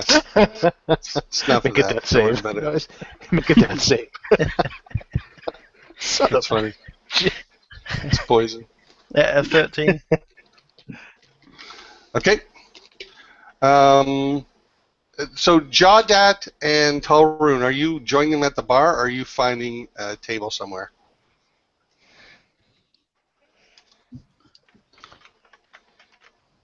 I'd find a table. All right. So I guess I'll join him at the table. Are you guys sitting apart then, 2 and 2, or all together? Well, if I see them go for a table, I'm just going to drag the bottle and grab my my shot glass and head over there and sit down. All right. So the 4 of you are sitting at this table, which is still kind of sticky on top with booze, and the talk in this tavern is only slightly louder than the 3, but it definitely has a rougher edge to it. There's a lot of working physical labor type workers in here, sailors in here, things like that. There's definitely more swearing going on. As I said, there's gambling off at one end of the bar. You guys are kind of at the other end of the building. Is there a fireplace going? Nope. I fill my shot glass for the 3rd time. This time it sort of spills over, adding to the goo on the table, and I knock it back again, and I say, I believe there are prostitutes at the end of the bar. If any of you wish to partake, I've recently come into some of my money that was stolen from me, and I'd be willing to celebrate. And I slam the bottle down. I nod. No, thank you. So, I placed the shot glass out, so Jareth has one and Torun has one, and I filled them to the rim. I think I'll be fine. Yeah, you will when you No, drink. drink. We've had a successful endeavor here. Yes. And I can even teach you a drinking game. And I empty my glass and I fill it up again. And if Torun isn't drinking his, I will empty his and I will fill it up again for him. Excellent. Yeah, so you keep playing that game. Finally on my fifth shot, I hold up the glass. I say, perhaps a toast then, if a game isn't in order. To family, right? That's what we all assert to. Family, right? We all look for family, right? So family. When I take a drink. I'll clink the glass. Some of the liquid inside spills off again, adding to the stickiness of the table, and I knock it back. Wham! Slam it on the table. Yes, family. Yeah. Can't help but think of my own right now. Well, this is not the time to be sad, so drink up. No. Hardly the time to be sad.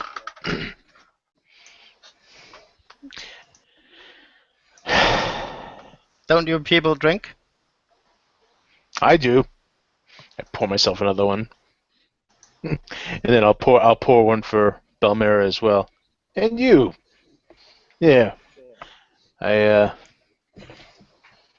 Well, we should have enough. I suppose I owe you one. Yes. Well, cheers for. Well, we survived. Yeah. I emptied the. To surviving. I hold up the glass again. Yeah. I emptied, and I emptied tolerance as well, and I fill up all three. Am I right in thinking that Jawdad and Talrun are not drinking? At least not really. Yep, I'm not drinking. I'm more playing with it than drinking. Okay. Jawdad, you've tasted better mud water than this. I want Silas and Belmera to make me con save, so. Sure. Yeah. Is that for the alcohol? Yes. So dwarf have advantage on that, right? Okay. 4. You've also been drinking double though. Yeah. 4. Okay. So you're starting to feel it for sure. Yeah. Ooh. Yeah. Oh yeah. It's working. I have a 17. I want. Okay. You're just enjoying it, Belmera. The buzz is very slight. Well, I fill up the glasses again. Well, for drinking swill that tastes like piss, fermented in a dead cow. And I hold up the glass. I hold it up and tink, and I'll knock another one back. Say, I have no tolerance for idiots like Glenn. No, humans.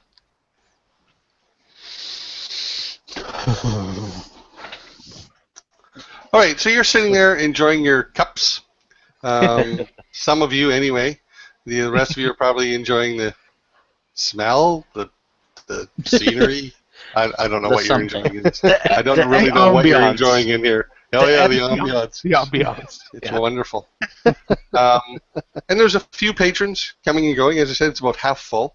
A trio of patrons walks in. A human female with a scar over one eye. A dwarf with very dark hair and a very sharp sort of beard, very edged beard. And with them is a gnome, which you recognize as Sven. Yeah. The three of them come in the bar, and they go up to the bar. Sven does not want to see me drunk today. I've already written off your character campaign, Alex. Sven, you're making enemies of everybody you come across. So Sven goes up to the bar, and he gets a couple of bottles, and he sits down with two others. The woman with the scar with over one eye, and the dwarf who's kind of short even for a dwarf, and with a very sharp, dark beard. And they sit there drinking. Sven looks around, and he notices you, and he raises his glass to you and takes a sip and gives you a little smirk. Do you know that man?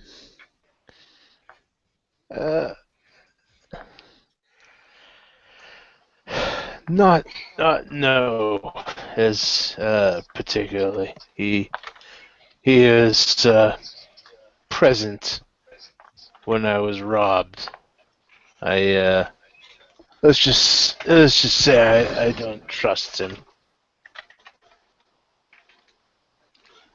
Really? I think it would have been good to have a witness. I come from the city, you see, when a lot of those who rob others, they tend to work in groups, you see. They have someone come up and distract you. They bring up... it's one of those cons. Yes. It's more common in other places. I was surprised to see it here. He's not worth the trouble.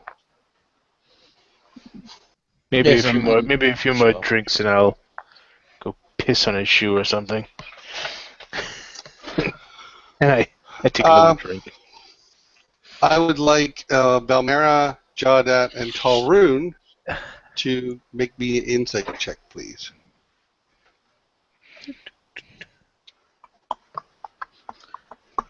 Okay, that is a 17. Oh, no. That is a 19. Nice.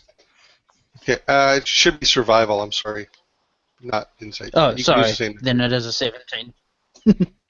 Oh, that is nice. Okay. And Jawdat, what did you roll? You said it should be survival? Yes. So, 20. All right, so you guys recognize that a lot of the people in here seem to be saying hello or nodding or at least greeting Sven.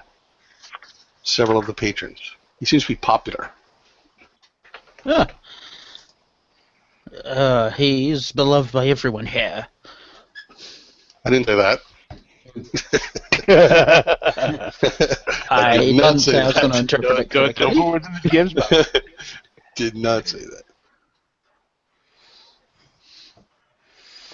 I know. All I right, know. so you guys are sitting there. Yeah, I'm still drinking. Okay, It's noon, right? it's well past noon now. Today. Yeah. It's Okay, well into the afternoon. Okay.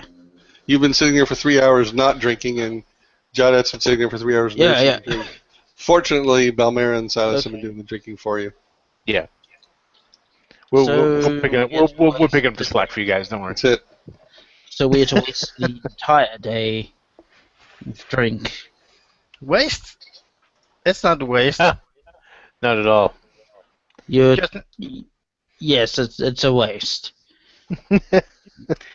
well, you just need to drink some more. And I kind of nudged. Yes. You need to do it properly. Drinking is an art form. Maybe we should sing a song. No. Do you know any funeral dirges? I can in the mood for a funeral dirge. If you have one. Nah, they're too Why are long. you so upset? Depressed? I know it wasn't the best outcome, but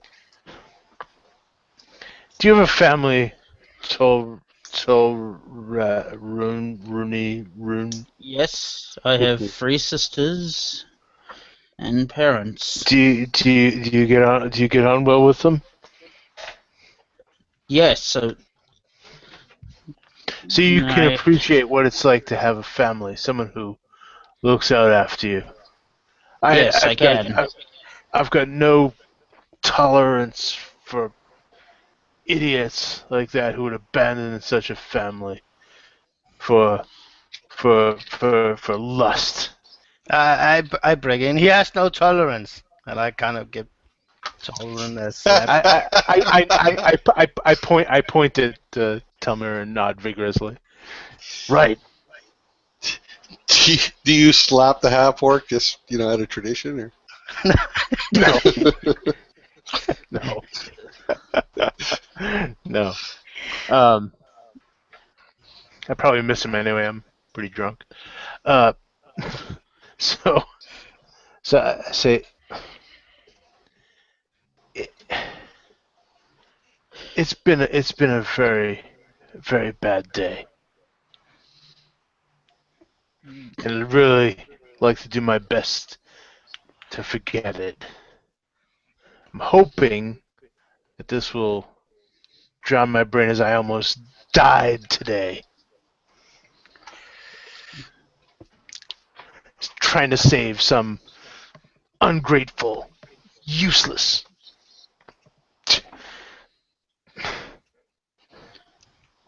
Well, if it's any consolation to you, he's probably dead. I empty my shot and I kind of punctuate ungrateful, and I punch Torben again on his shoulder. Like jokingly or like actually? Like when a drunk person is Yeah, giving. okay. Jokingly. I try to clink glasses with Belmir and miss by a good 3 inches as the glass sort of passes by hers, and I drink it anyway.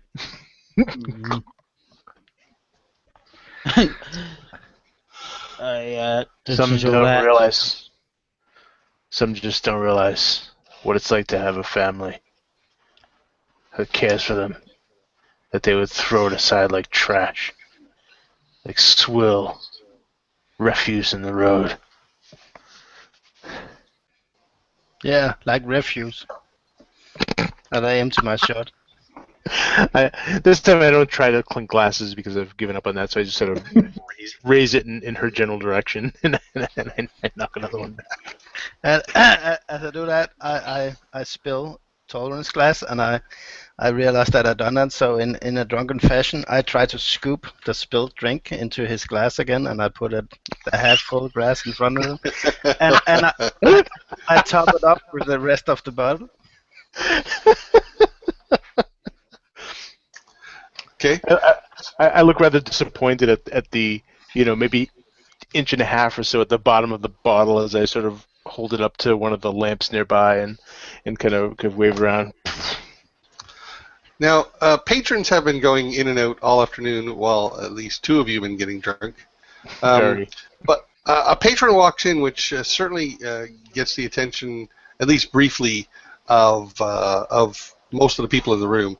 He's massive. He's about 7'4", huge arms, almost like some sort of mutation.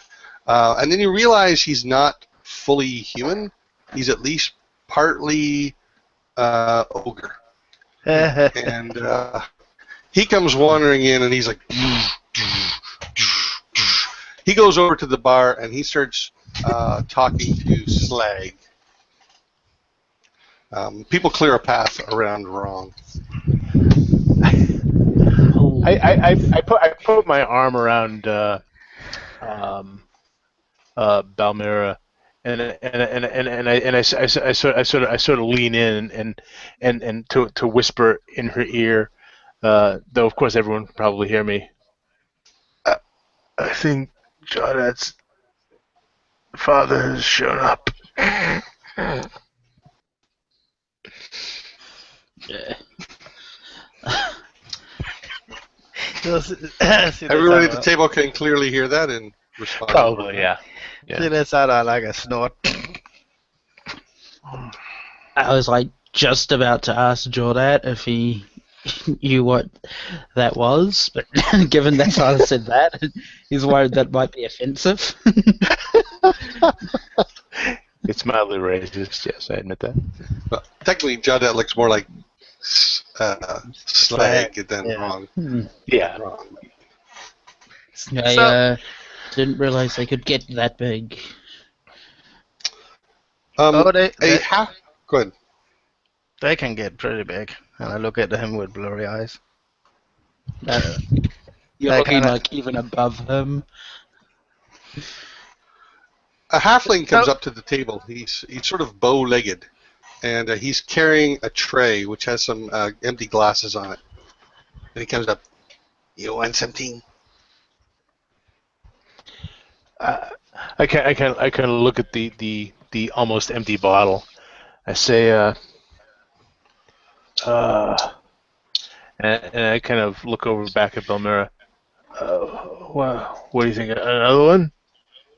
Well, let's have something on the special menu.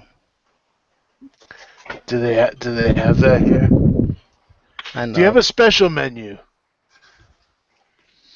You want drink? You want gamble? You want some girl? Some boy? Drink, I think, for now. We'll see about the other things later. Have we already have we emptied 4 bottles of alcohol? Well, I emptied mine. I don't know if you emptied yours or not. But Well, we bought 2 each, right? well, I bought one for the rest of the party. So, if I'm still on that one, so I'm probably halfway at least into the second one then. If no one else This has place been also drinking it serves food if you're feeling brave. No, we're good. Nah. Okay. It'll only kill the buzz. So. I reach in to take out my backpack from the ground, and I fumble around, and I take out a little pouch. You should try this. And I go over to take my chair, and I put it right next to Cyrus, and I take out some which look like tiny dried rocks, not crystals. I put them in my hand and I kind of look at them way too closely. Almost like if you see a really dried sponge, it's like with tiny holes. Silas, I'd like you to make me an intelligence check, please. I'm gonna say probably gonna be a disadvantage. Yeah. I was gonna give myself a disadvantage anyway.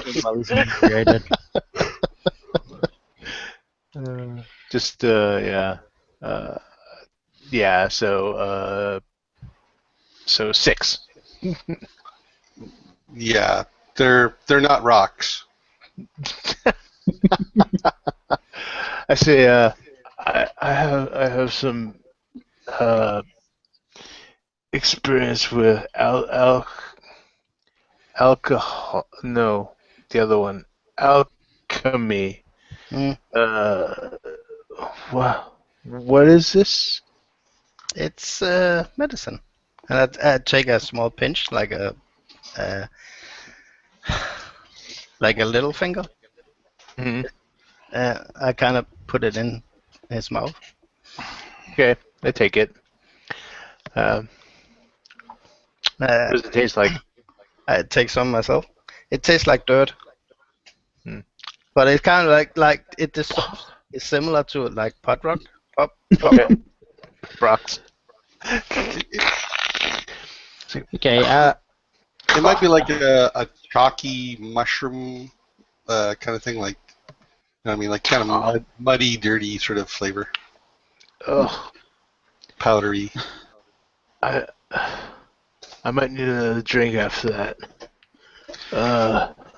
I know it, and I've got to pour in his glass.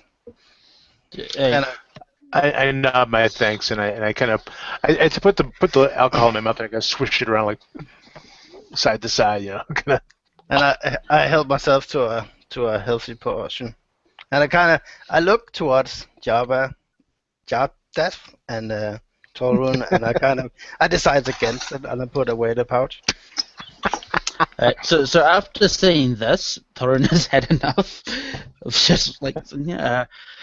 Dad, remember in the morning how we were going to go to those 3 places, including Hare, Temple, and his friend's alchemy shop? Who are you talking to? Jodat. Oh, okay.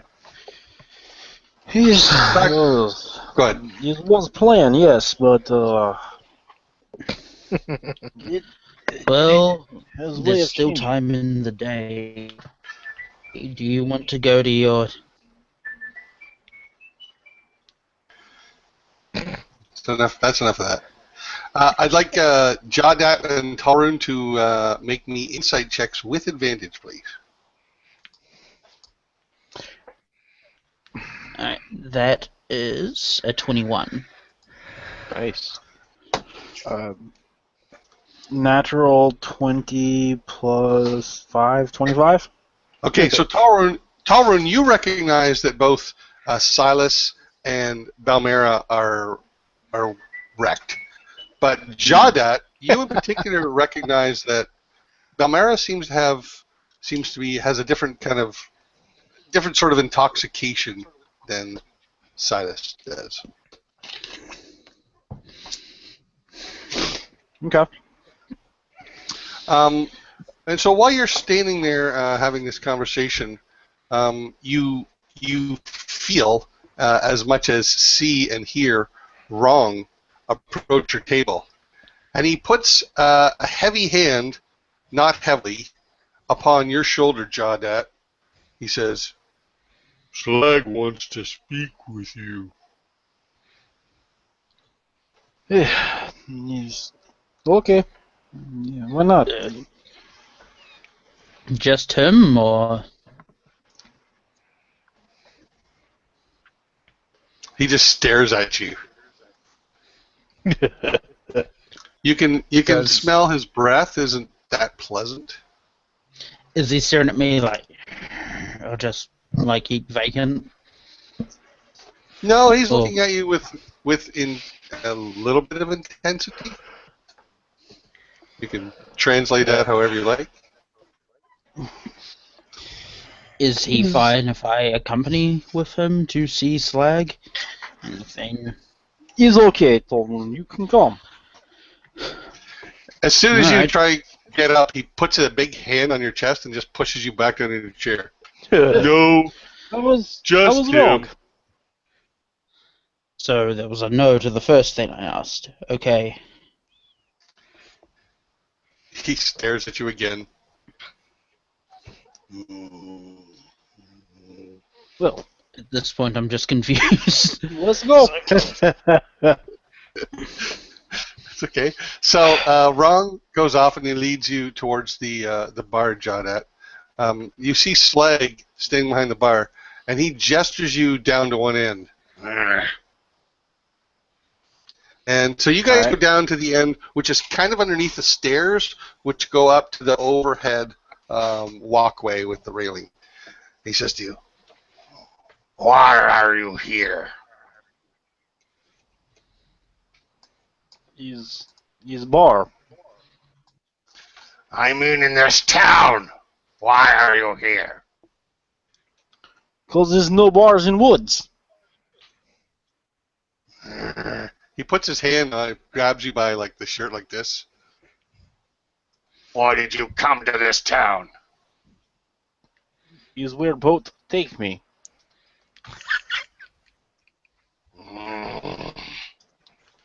He just kind of pushes you back. Is problem I'm here? It depends why. I'm so sorry. I thought I went through customs down at dock. If you're up to something in this town, I'll find out. Yes, I'm sure. master of many secrets and such. I hear stories.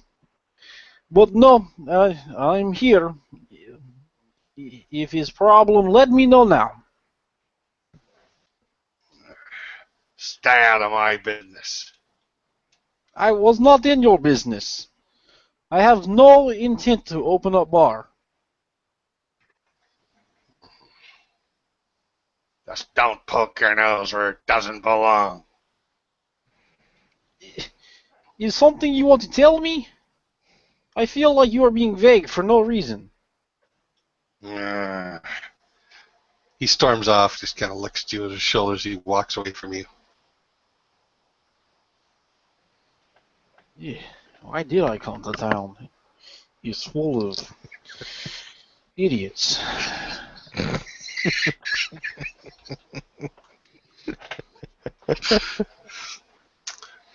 All right, so as the hours go by, Jadat and Talrun remain sober, stubbornly perhaps, and Silas and Balmura slowly get drunker. Silas, you are now like just wrecked. It's not just drunk too. It's like drunk / acid. Yeah. That's what you're on. You're just. I was gonna say, I mess. figure I'm hammered and hallucinating at this point. So, I'm going to kind of turn towards Bilmera and I say, apologies. I'm going to find a bed somewhere. You want to come along? So Balmera, you are certainly high as a kite, but you are not quite as incapacitated as he is. You actually feel great, like wow, like, wow, the world is awesome.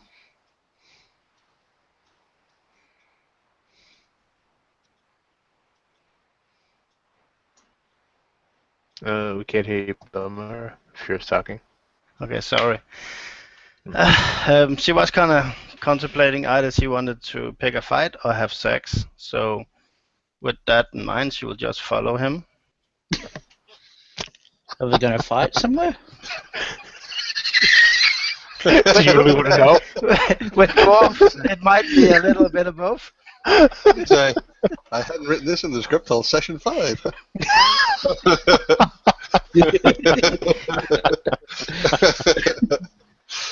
Things are progressing all according to plan. Okay. So Yeah, what do you so- say, Bilmera? So yeah, so I'm gonna head for the bar. I don't know if she follows me or not. I'm not looking back, but I say,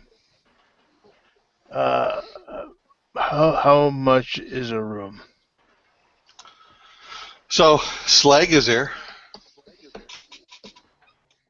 How much company do you want, and for how long? I'll probably bring my own. What? Fuck off! I'm sorry. I didn't realize you were hard of hearing. I'll probably bring my own. I yell at him. Again, I'm normally more sensitive to the handicapped in such fuck matters. off! No rental, no room. What do I have to rent to get a room? Pick one. He points at the prostitutes.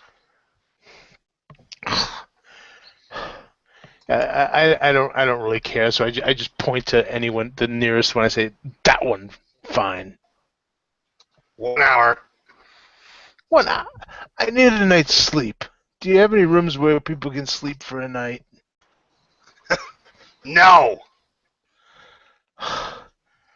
How is this an inn? I will follow him up and I'll kind of hear the conversation and I'll grab him by his arm and just drag him or lead him out of the room. Yeah. We'll just go to the tree. Okay. So fine, we'll go to the 4 then. It's The 4 it is. It's better than the 3, I hear.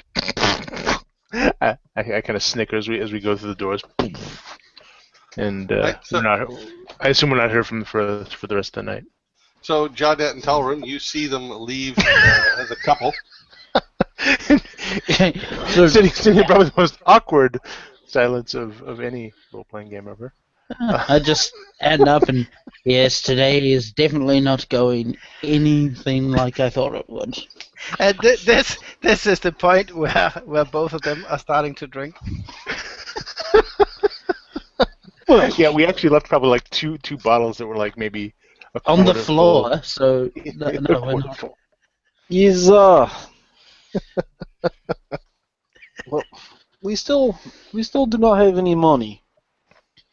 So Yes, which is why I'm confused. Getting drunk. Drunk is for someone who has money Yes. to There is spend for time their and place mistakes. to get drunk. In fact, there are many places and many times. Is perhaps not one of them. But like I say yesterday, is probably possible that the temple will at least let us sleep somewhere. Is still early evening, right? By now. Yep. Oh yeah, it's only supper time, 6 o'clock. Yeah. Is possible we go take a meal at temple and perhaps do a little menial work, earn a cot for night, and tomorrow we can go find us the second pair of sexual abominations that we have encountered today.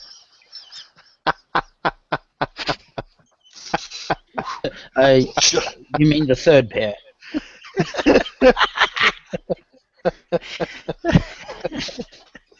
Is fish people and them.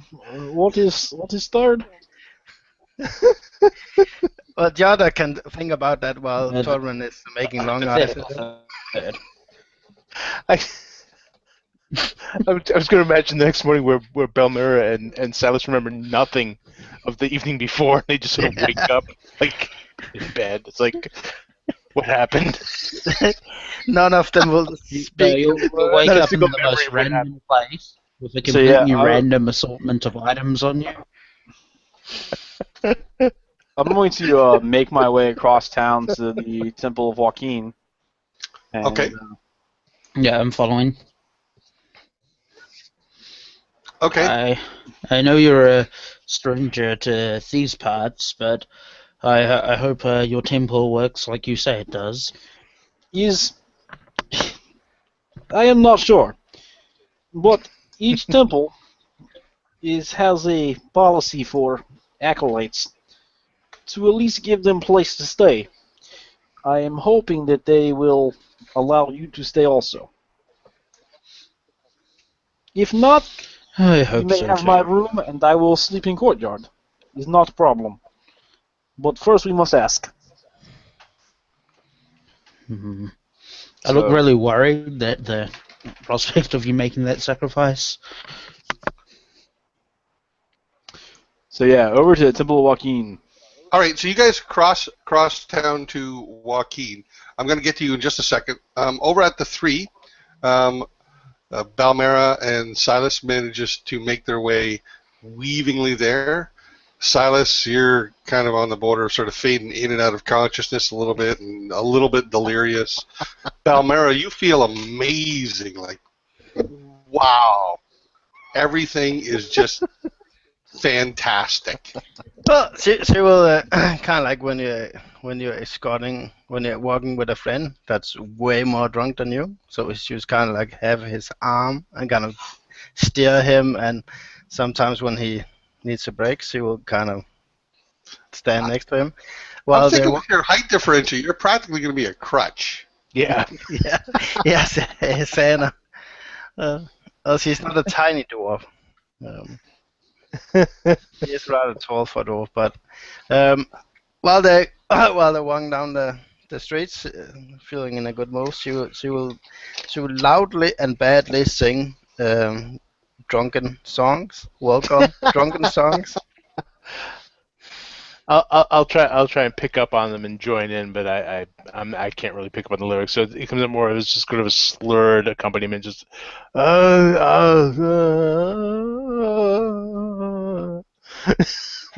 than actual words. All right. So when you get to 3, the 3 is fairly busy. It's supper time.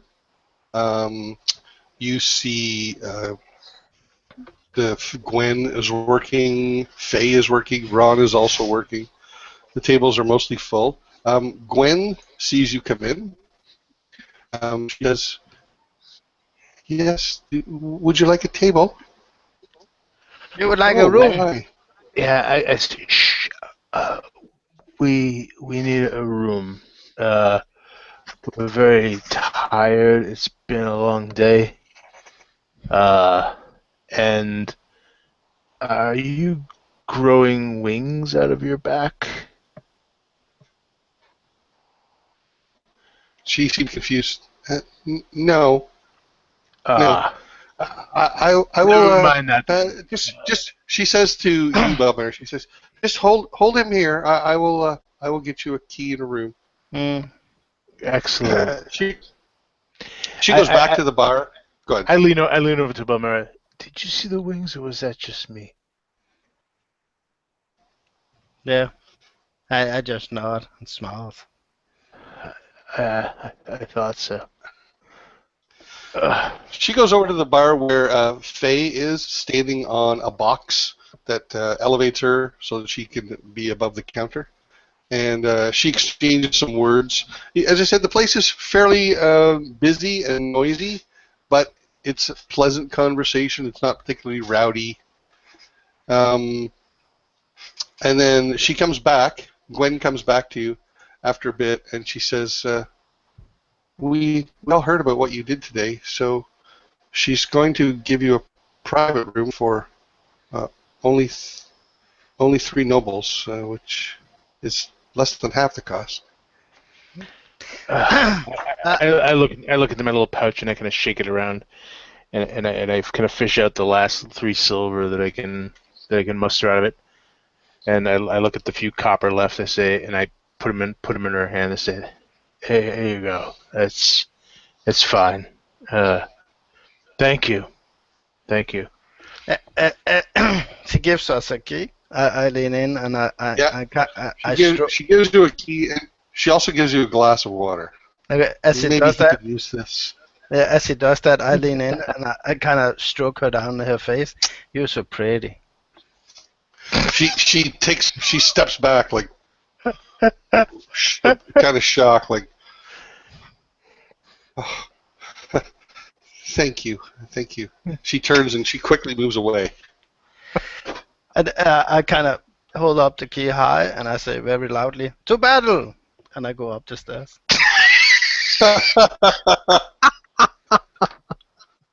Okay, so you make it up the stairs, feeling great, and taking I follow along. And that was the story how we got banned from the tree. Right. Silas with you. Yep. Meanwhile, Jawdat and Talrune have crossed Crossmeet, and they're standing before the Church of Joaquin. This building is a mix of wood and stone. It's definitely one of the larger buildings, aside from the warehouses. It's certainly one of the larger buildings in town, and this church is notably considerably bigger than the other church in the town, which is the Church of Baronar. Outside, on the outside of the church, you can see a sort of silhouette painted in gold of a female figure, and she's holding in her hand a book that's open, and she looks to be writing in the book. The doors, there's a set of double doors, iron but wooden with iron bounds at the front. The doors are closed. There's people walking about. My My father had a statue just like that. So looking at the woman holding the book. So I guess we go in now. All right. Yes. I must find someone who is at least in charge. Okay. When you go up to the doors, you open them. They're not locked. Beyond, you see a small sort of greeting room, and then beyond that, the building runs deeper. Coming through a single door to the double doors that you are closing behind you, you see a very tall, very skinny human, and he is wearing just a simple white and silver robe, and he says to you, sorry, white and gold robe, and he says to you, yes, may I help you?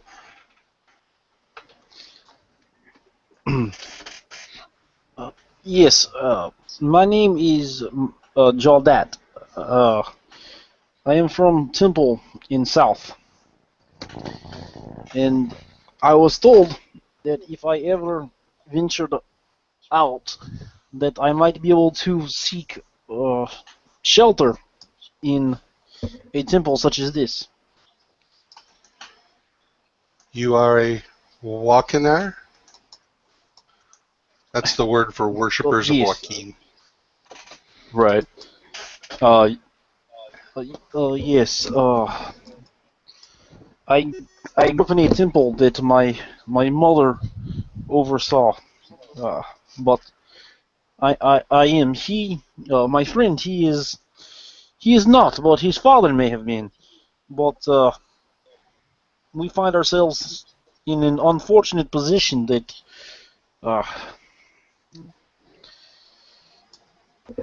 we have Yes? spread the wealth of Joaquin a little too much, and What is it you wish?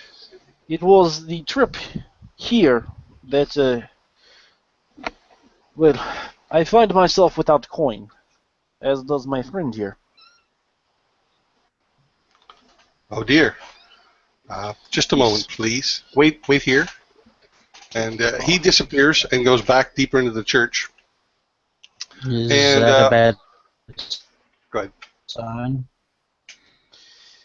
I do not know. I have never Jordat traveled is- to a temple and asked to sleep.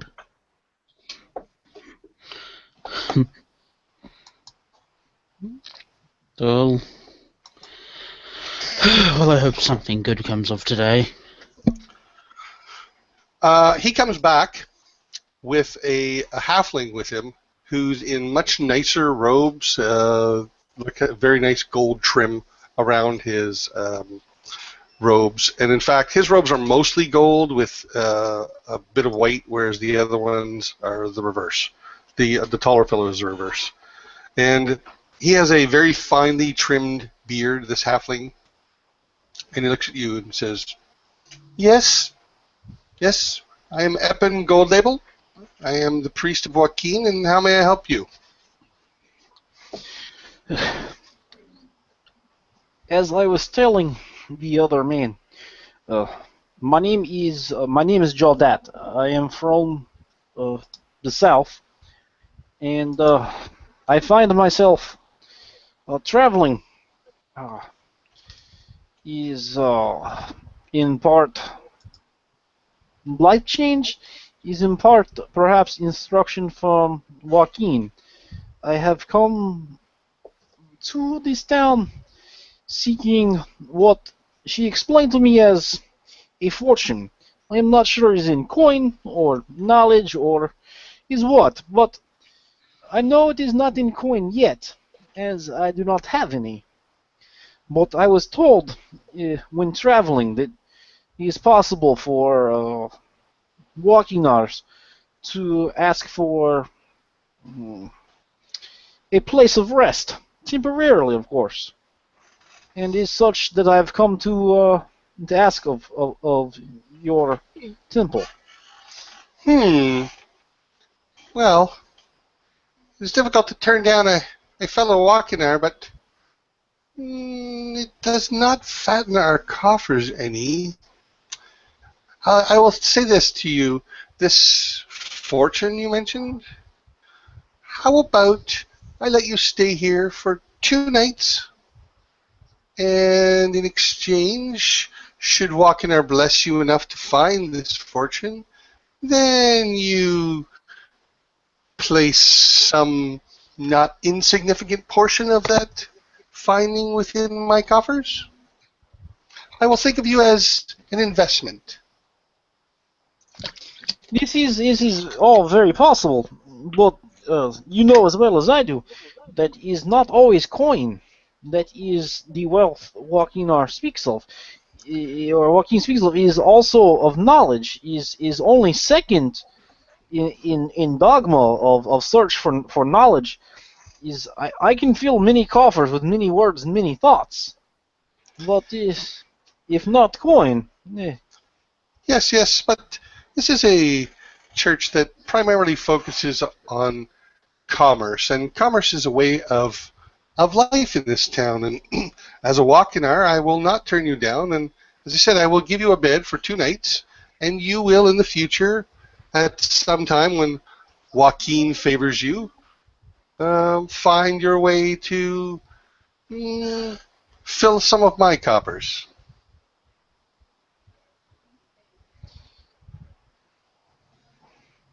I will find a way to perhaps fill some of church's coffers. Perhaps not yours specifically. Of course. And your friend here, I sense, are you a follower of He's Joaquin? part of the Do you consider yourself a Joaquin-ar? His father was. He remembers as small boy, a statue outside. He remembers father having one. He's not uncommon. He is also, I know from what Joaquin says, he is part of how I'm supposed to obtain this fortune. I do not know what this means, but I know he is integral. Make me a persuasion check, please. I am integral. I am integral. That's Mr. Integral. Wow, it's only going to be a 10. Yep, I don't 10. think so, but I'll tell you what, as a favor to you, you can spend the night in exchange for... He looks at your hands, Talroon. In exchange for some help back in the kitchen. I'm more than happy to do that. Good.